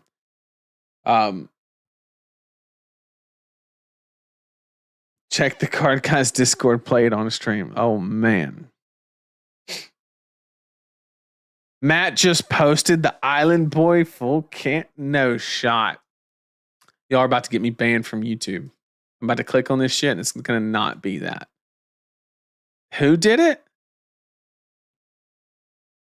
No shot. Hang on. Okay, I have to vet it first. I can't. I'm not gonna trust Matt W. There's no fucking shot. There's actually 0 chance, but y'all are in for a treat. It's a cameo from the Island Boys about Flesh and Blood, and it's it's great. So what I'm gonna do is I have the desktop audio muted. Okay, I'm gonna verify real quick that's what that is. Before I get banned from YouTube from clicking on something. Oh, I think this is it.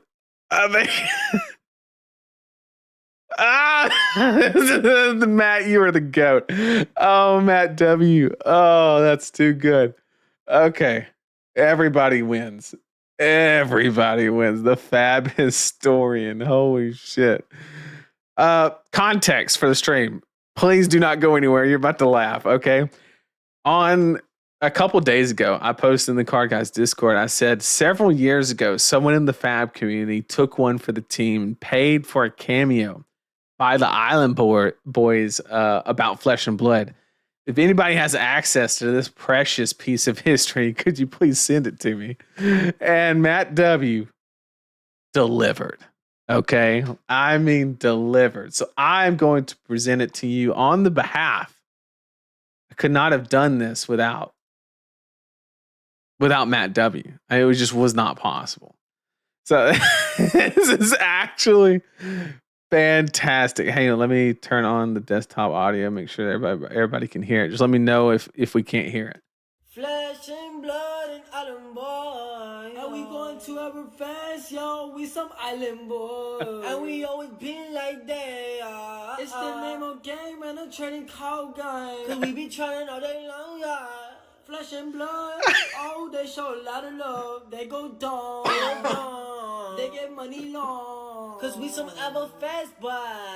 Don't you feel me from my songs? Keep on trading card game. It's the name of a game. And we be snapping all day long. Flesh and blood, they be snapping all day long. We out, Island Boys.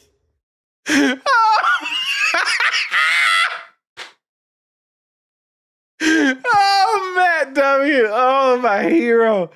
Oh, there's no way.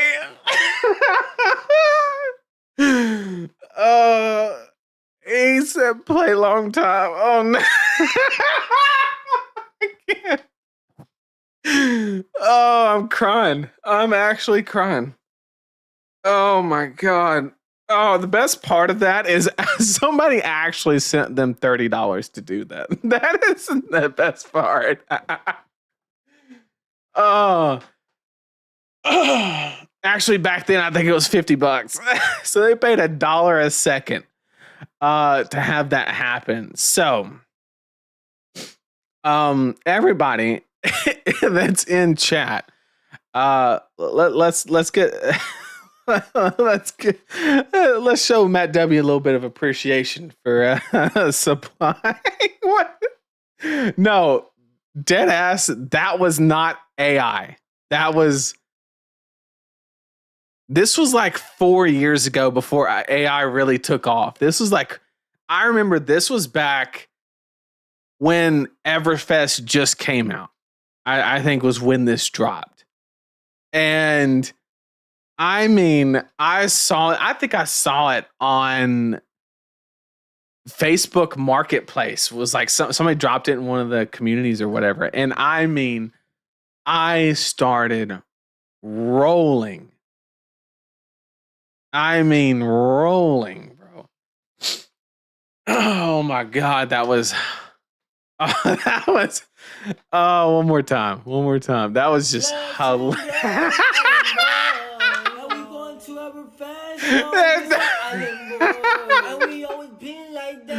Oh, I hope they're in the Vegas area and they can just make like a guest appearance at Nats. But unfortunately, they won't have a deck because this set just came out.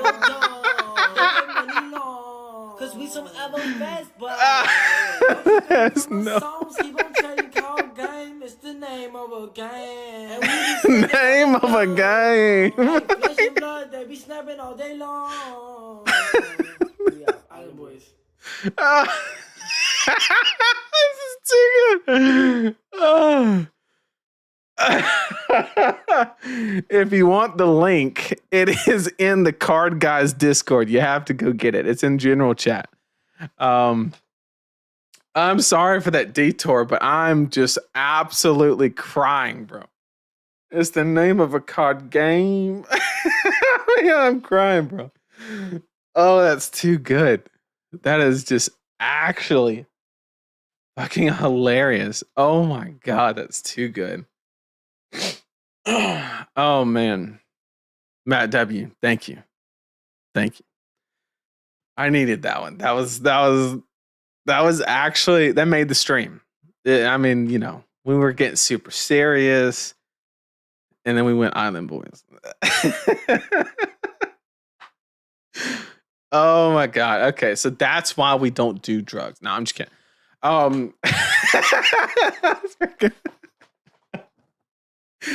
Okay. Let's actually continue on the topic. That was the best diversion ever. I'm still crying actually. Okay. So sorry for that diversion. And yeah, so I kind of like covered most of it, right? Like I don't want to rehash. We think that it's going to be kind of a little bit degen. Just be smart. Assume that everybody wants to block you.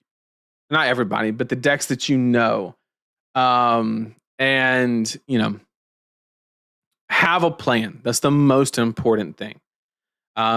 If you're new, understand the importance of mask and how you might just have to lean on that heavily. If you're skipping, make sure you have enough reactions. Victor, what if people don't actually let you clash? Have a game plan for that. That's the biggest advice I really wanted to get out in front of all of you and just really, you know, just kind of share that advice. So now what I wanted to do was go ahead and open up the chat to anybody that has a question about what they if they want any advice or you know, maybe you're hung up on your last two sideboard slots.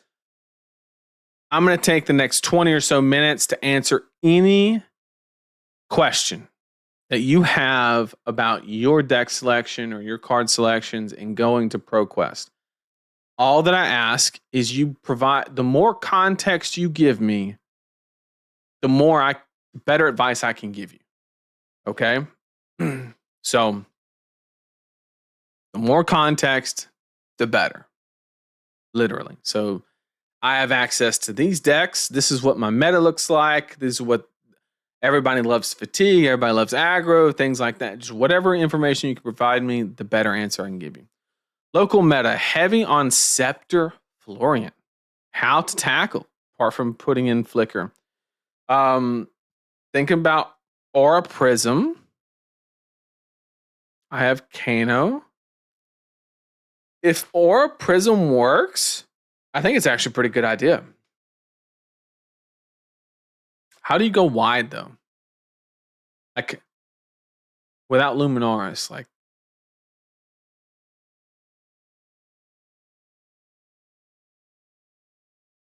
you have Kano, but no clue how to play it.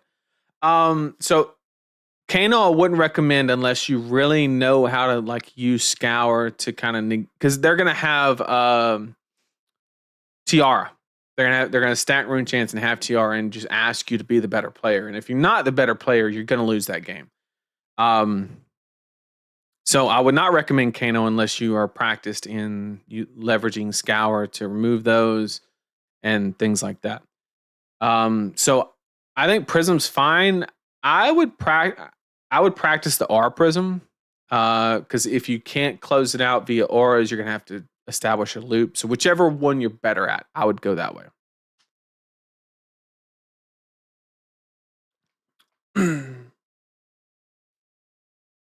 Apart from putting in Flicker Wisp, I mean, just basically what I just went over, basically, to answer your question in regards to Aurora.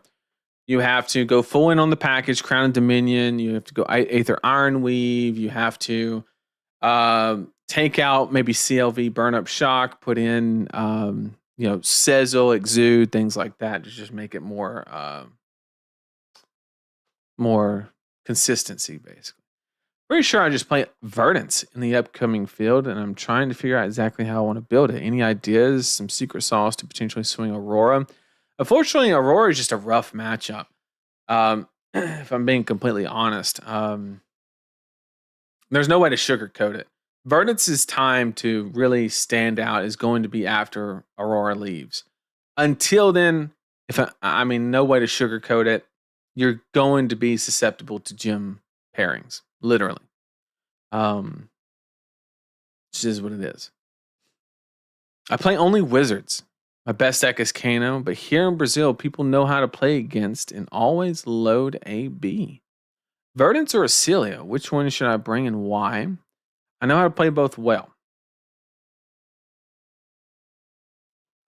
Well, if you know how to play both well, the Verdance actually does the best against a hero with AB. If you take all the Wizards and you say, which one does better against, well, I guess, it's not true. Kano does really good against decks with AB if they're not applying a lot of pressure. So I guess that if the answer to your question is play Kano if they're not applying a lot of pressure. If they are applying a lot of pressure, then you might have to YOLO Kano or just take the gym lottery situation with Verdance. That would be my advice. Is the Armory deck, is Max now the best deck? No, Max is not the best deck. Guaranteed your money back. What is wrong? I just...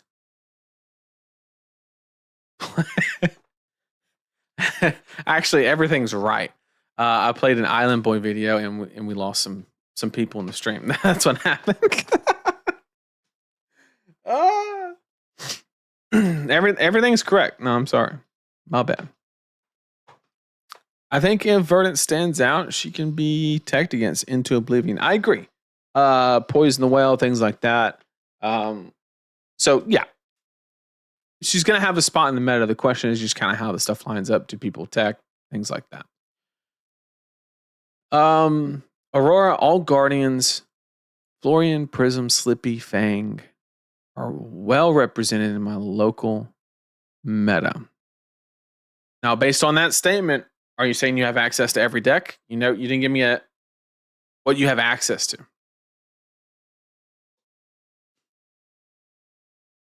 But Aurora, Guardians, Florian, Prism, Slippy, Fang. I would say in that meta, your best option is going to be not Verdance because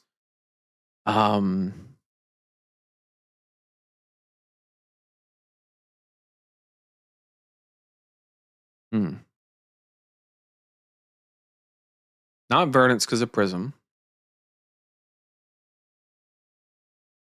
Also Aurora. Slippy, Fang.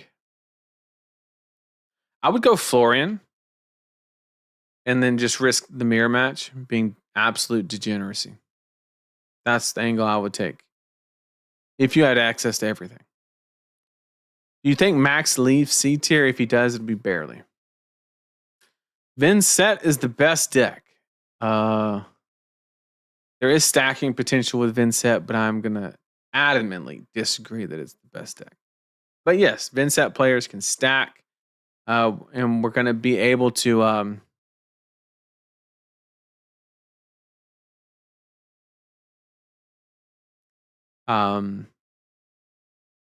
we're going to really see who the good Vincent players are is all I'm going to say. It's not should I play Island Boys or Lonely Island music for RP? I mean clearly not the Island Boys. Oh my god. That's too funny. That is actually hilarious.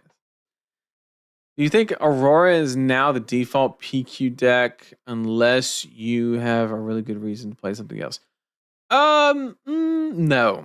I actually think that Florian might be the default PQ deck. However, you have to be really good at blocking. And one thing that I really want to point out real quick is there's the age-old argument that it takes more skill to play a deck that blocks or one that doesn't, right? A lot of people have the assumption that, people are just blocking, it doesn't require any thought and stuff like that. And those people are wrong, right? But the people who are doing the blocking think they're just giga brain because they're anticipating every move and stuff like that. And those people are also wrong.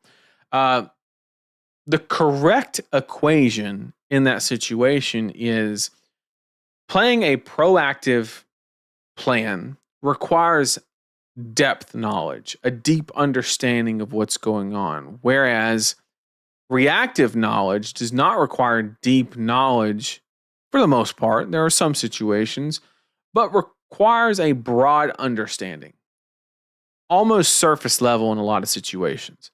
So it really just depends. But I just want to kind of put that out there. And so as a play, the whole reason I mentioned that is you really want to understand where your knowledge is as a player, right? Like you could have been playing Flesh and Blood for 9 months or so, and you could have depth knowledge in a hero or two, right? But being in the game for 9 months, it's going to be very difficult to have a broad knowledge, right? Across the board, anticipating block patterns, things like that. It's going to be very difficult to accomplish. So just, be mindful of that. I am best on Prism, honestly, but I can get anything but Aurora, maybe. I would go Florian and figure out something for the mirror. Okay.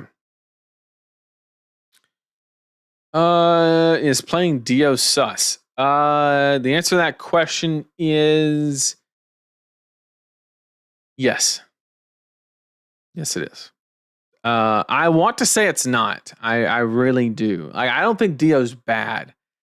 I just think you have to be so good at the deck to where your Florian matchup is actually not abysmal. But then the whole reason you would play the deck is you have to be at least good into the other deck. And are you really good into Aurora? Like, it's kind of iffy, right? And then a Dio deck that would be good into Aurora is going to just get obliterated by Florian and vice versa. So, is there a deck that can beat either one? Of course. Of course. One's going to be a lot harder to play, but I don't think you can actively achieve a good win rate into both. I'm planning on playing Fang. Any secret sauce, maybe from Mr. Lau, to share for the upcoming meta specifically? Florian, got some ideas. I think he was planning on putting out a video about Fang. I don't know if he was doing. Let me check Discord real quick. I think he mentioned something that he was going to put out a video on. Was it live stream decks? Let me check. Let's go. Did you ever release a Fang list he took to London but didn't register? No, I was gonna make a video about it though. Just got back. So, with that answer, I would like to draw the conclusion that Mr. Lau is working on a Fang deck list video that should be out very shortly. In fact, I think I saw it in the queue when I was bringing up the live stream. So it might be out sooner rather than later. I don't want to like put a timeline on him. I'm just saying that I think he's working on it, but I'm sure Josh would love to answer that question.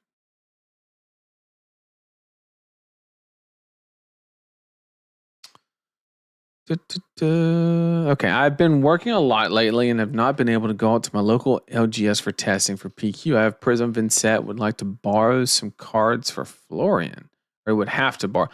It depends on what your meta is. So I can't answer, like, just off the cuff. I think that unless you're a really good Vincent player, I think Florian's the play out of those three. But with a little bit of information from your meta, I could give you a better answer. What would you say is the best way to improve is? In my local area, people are very good ProQuest goers. For the most part, I have access to any deck. I currently jam Tower Shard games a lot, but unsure what next.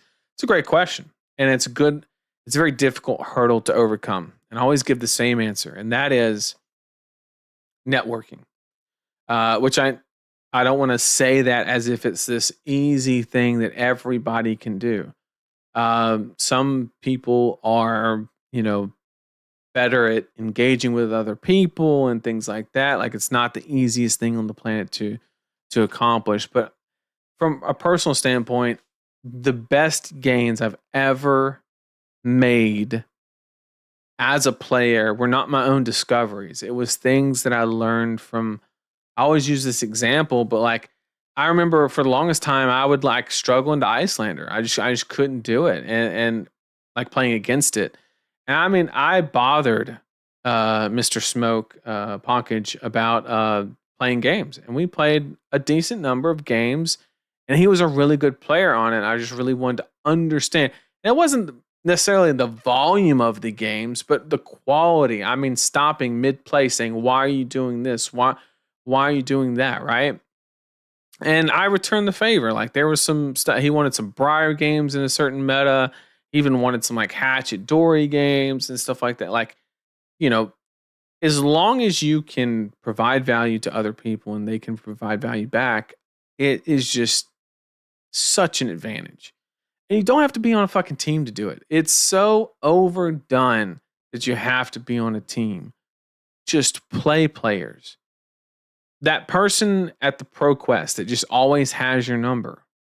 Talk to him after. Say, you want to play some games, do some testing, something like that. And just, if somebody ever crosses your mind that that's a good player, they know something, learn from them. Simple as that. I ran into Josh in Podunk, Tennessee at a RTN, and he just, I mean, literally we met in Swiss, and the whole time I was thinking there's zero chance I win this game. The whole time he was absolutely demolishing me. And I reflected on that game for quite some time, mulled on it, and we played again in the finals. He got me again, but man, I made that close. I made it really close. And from that point on, I was like, he knows something that I don't. And I stayed in contact, literally. Just, you know. If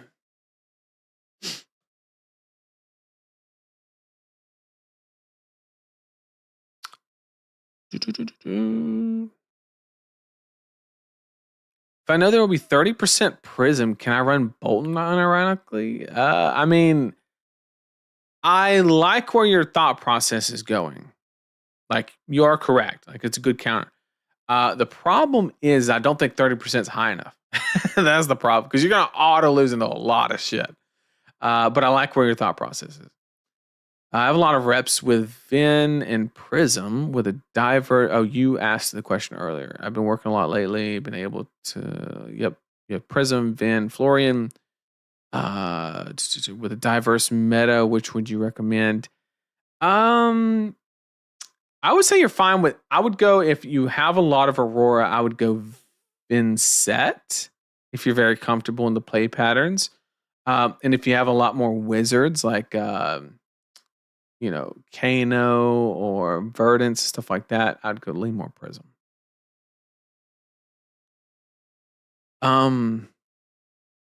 Vincent has good disruption. I agree. Any sweet tech for Florian Scepter Mirror? Looks like our local's going to. I don't have any tech for you. I just know it's going to be degen as shit. There's going to be a lot of draws. Is all I'm going to say. The best advice I can give you is, if your opponent does not interact with you in any way, what are you going to do? Right? I think the Florian deck that wins the mirror is the one that can play the most cards with no tempo or with full tempo, right? If they do nothing and you play a bunch of auras out, you probably win that game. So more malefics, more incantations, things like that is what is going to win the mirror match. Just off the top of my head.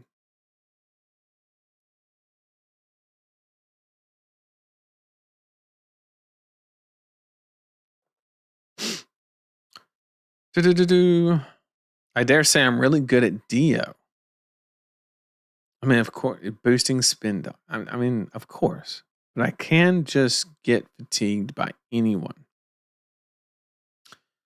Write Dio off until there's a high octane replacement. Unfortunately, unless you have the capacity like Sam Sutherland and just you can gig a brain it. It's a tough one.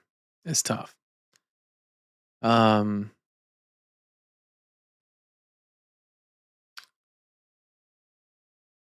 Play Imperial Ledger and Imperial Seal. That's a good point. I think Imperial Seal is going to be really good. Like, really good in this upcoming meta. Kind of like a pseudo exude almost. Is it too early for Slab? So Slab Dash is an interesting idea. It'll be if it. The reason I don't want to do the research is, let's say it does work. It's gonna work for a very short amount of time because she's literally almost at LL. So I don't want to invest the time. It's possible. It's extremely possible. I just refuse to put the time into it because if it is the answer, it's a very short-lived answer. Hey, Nathan, I've asked this to Ed, but I'll ask you too. Been struggling a little with the value game as Jarl. Do you think reps is the main way to learn, or is there other good... So anytime that there's a value game mistake, this is... I remember back when Guardian players used to play mirrors. Like, if you took an Oldham mirror, 90% of the time, the better player won the game. If you're losing what I am interpreting as a value game, there could be some fundamental underlying things that you need to kind of shore up in your gameplay that really allow you to, because the thing that a lot of players don't want to hear is the longer a game is, the more opportunities there are to make a mistake. And whoever accumulates the least amount of mistakes is going to be the person who wins the game.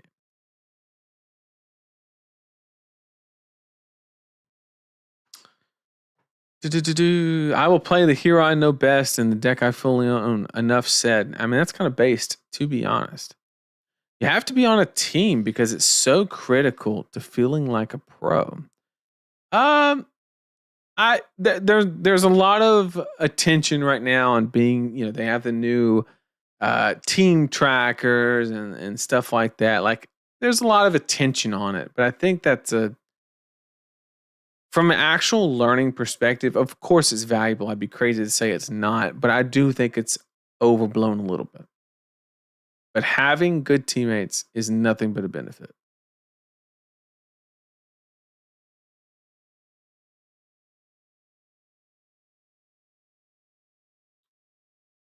That's actually an expiring point of view on asking players that you feel are strong against you for extra games. There are two people in my armories I feel intimidated by. It's literally that simple. And I'm going to be honest, there is a little, you I'm just going to speak honestly and openly, but like you have to work yourself up. You have to do a lot of homework to present it's just like applying for a job. You're walking up to somebody and you're asking, "Hey, I recognize you as a good player. Do you want to practice with me?" That person is going to run the exact same thing through their head. They're going to ask themselves, do they think you're a good player? Right? And if the answer is yes, then, good. You guys will work together, learn, grow, mission accomplished. But if you play for 1 hour a week and you approach somebody that is obviously a little bit more serious about the game because they perform really well and things like that, then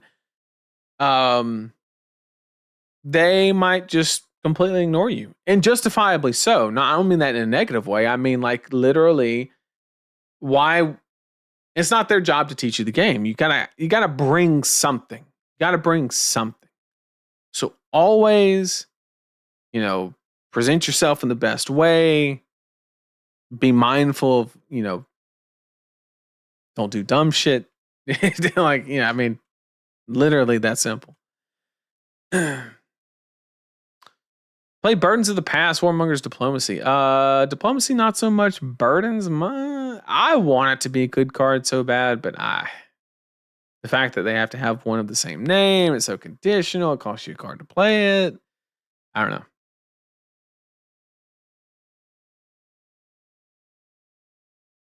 What slab dash mean? That's Tree Frog. Like pistol, not all mech cards, bunch of D reacts. Build a board and like shoot them down. Haste makes waste. I like that. I like that phrase.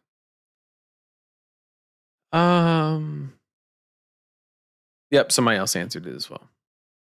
So slab dash is Tree Frog dash. Yes, that is correct. Same thing. Two different people, two different names, but yes, same shit. I think, who was it?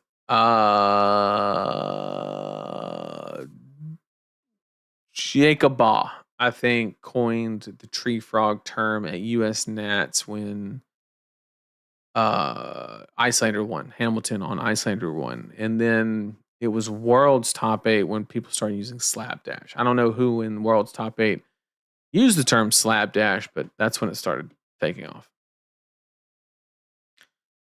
Asking someone better than you to practice. I'm Fang Warrior main, and these guys are top meta deck players, but I 2-1 or 3-0 basically every armor. And that is a presentable point, right? Like that makes sense, right? Like it's easy for them to draw that conclusion and say, man, he's going 3-0, 2-1 with a shitty deck, right? Or a shitty hero, whatever the case. So obviously he knows something.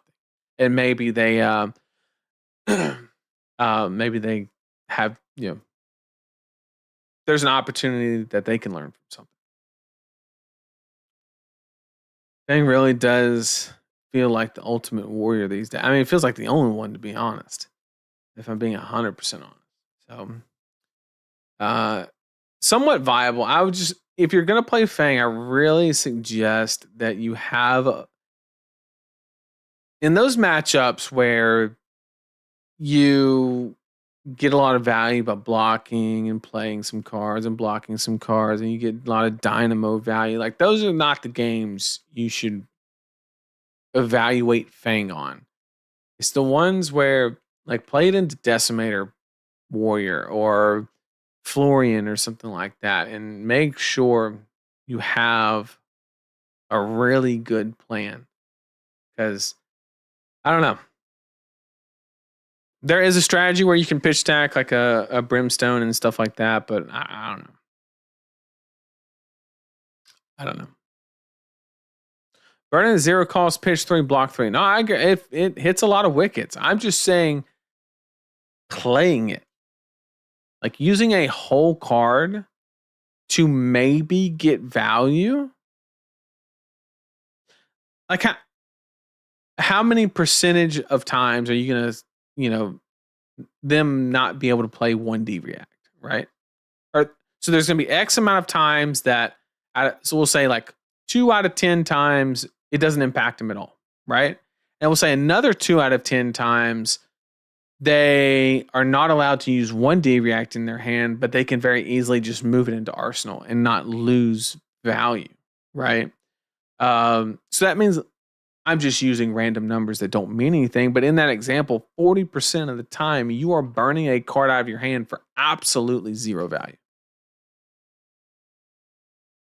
So you're only beginning to accumulate value 60% of the time. And you would have to accumulate insane amount of value. That's like playing Rabble in a heavy ass blue deck. That's what that's equivalent to. I got triple scoured once. That sounds gross.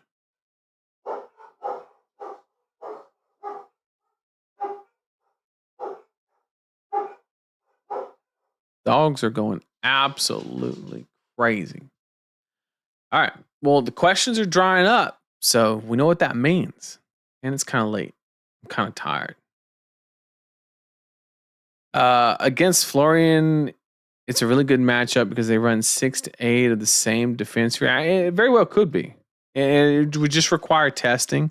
Also, you have to be very mindful of what's been pitched. I like the idea of Imperial Seal a lot more, to be honest.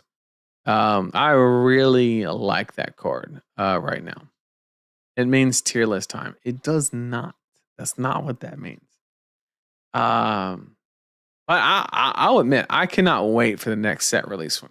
Those are my favorite. When a new set drops and everybody's pumped, like, those are some tier lists, right? Everybody's trying to figure out what the hell's going on.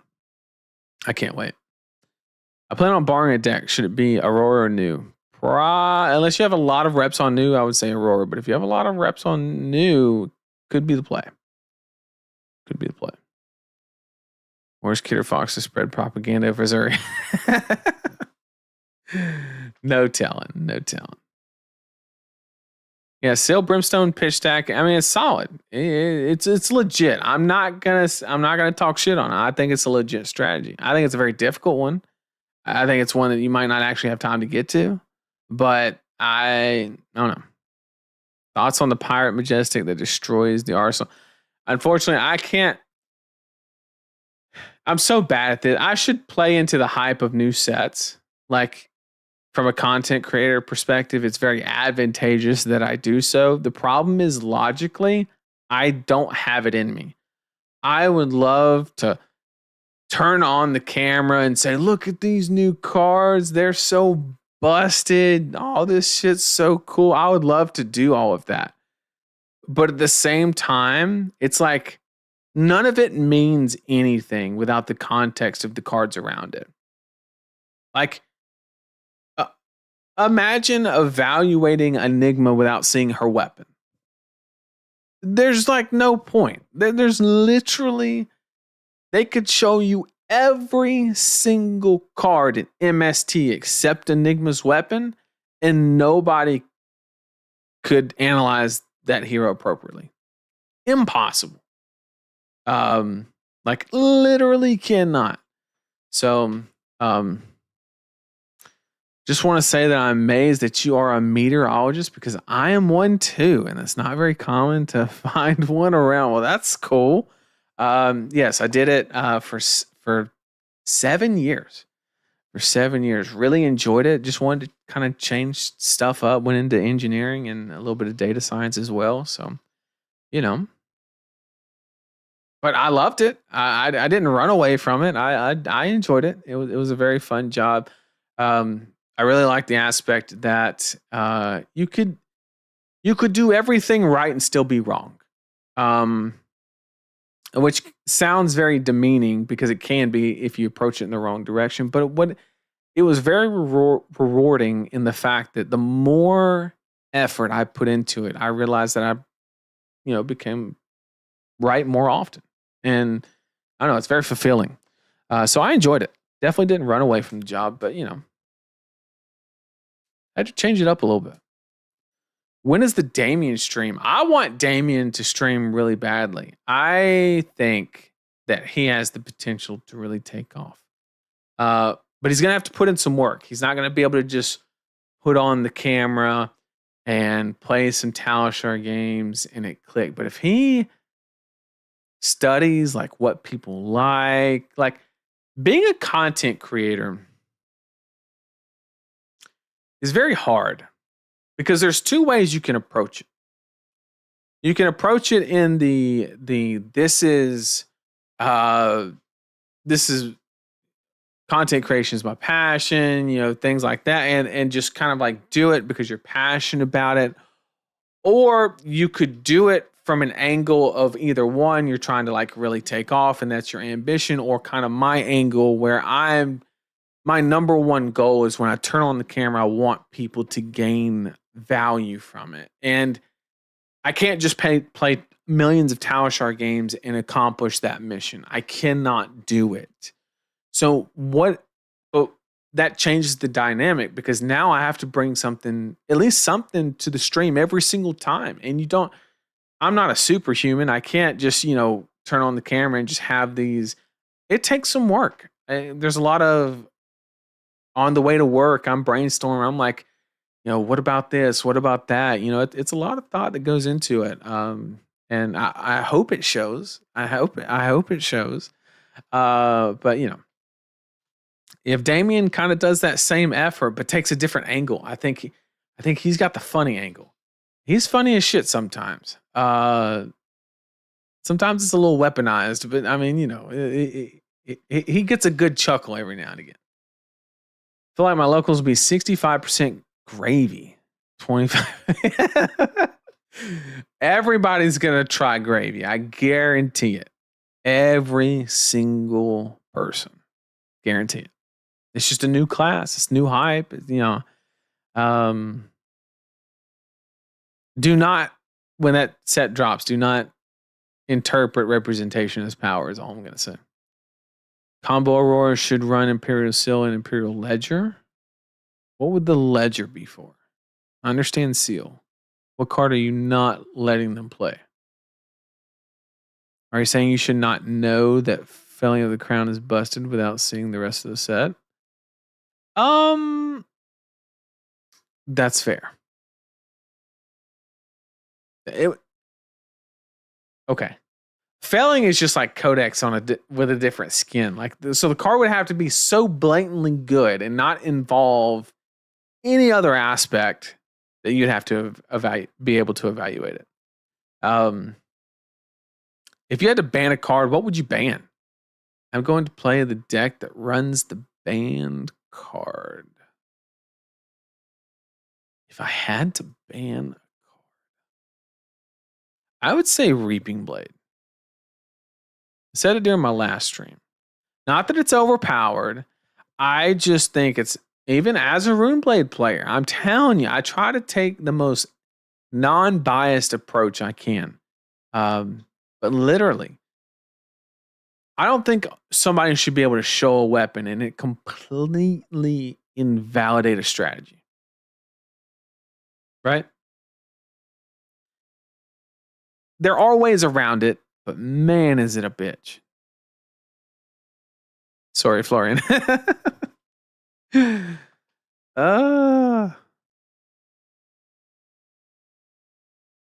Local meta has a couple Dios, a couple Slippies, some Jarls, Florian Prism. What deck would you recommend? For that spread, you have Prisms. You said no Auroras, which makes me really like the idea of Verdants.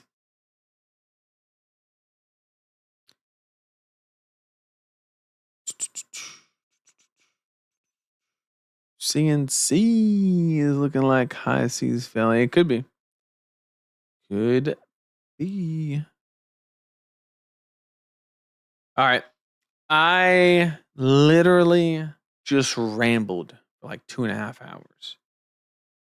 But most of you stuck with me. So I really appreciate it. And like I just mentioned earlier, I hope everybody got something of value from it. In fact, I get to go to sleep tonight knowing that every single person got value from it because we showed the Island Boys Flesh and Blood video. And if you missed that, holy shit, go back and find it we were just laughing.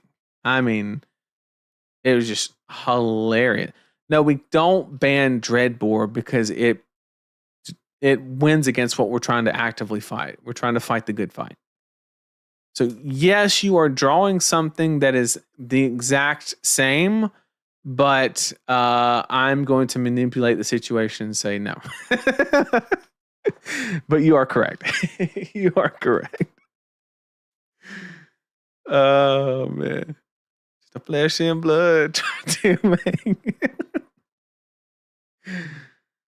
Oh man. You name Red in the Ledger against Azalea. Root against Florian. Yeah. I don't know. I think that'd just be way too slow into Azalea. That'd be wild.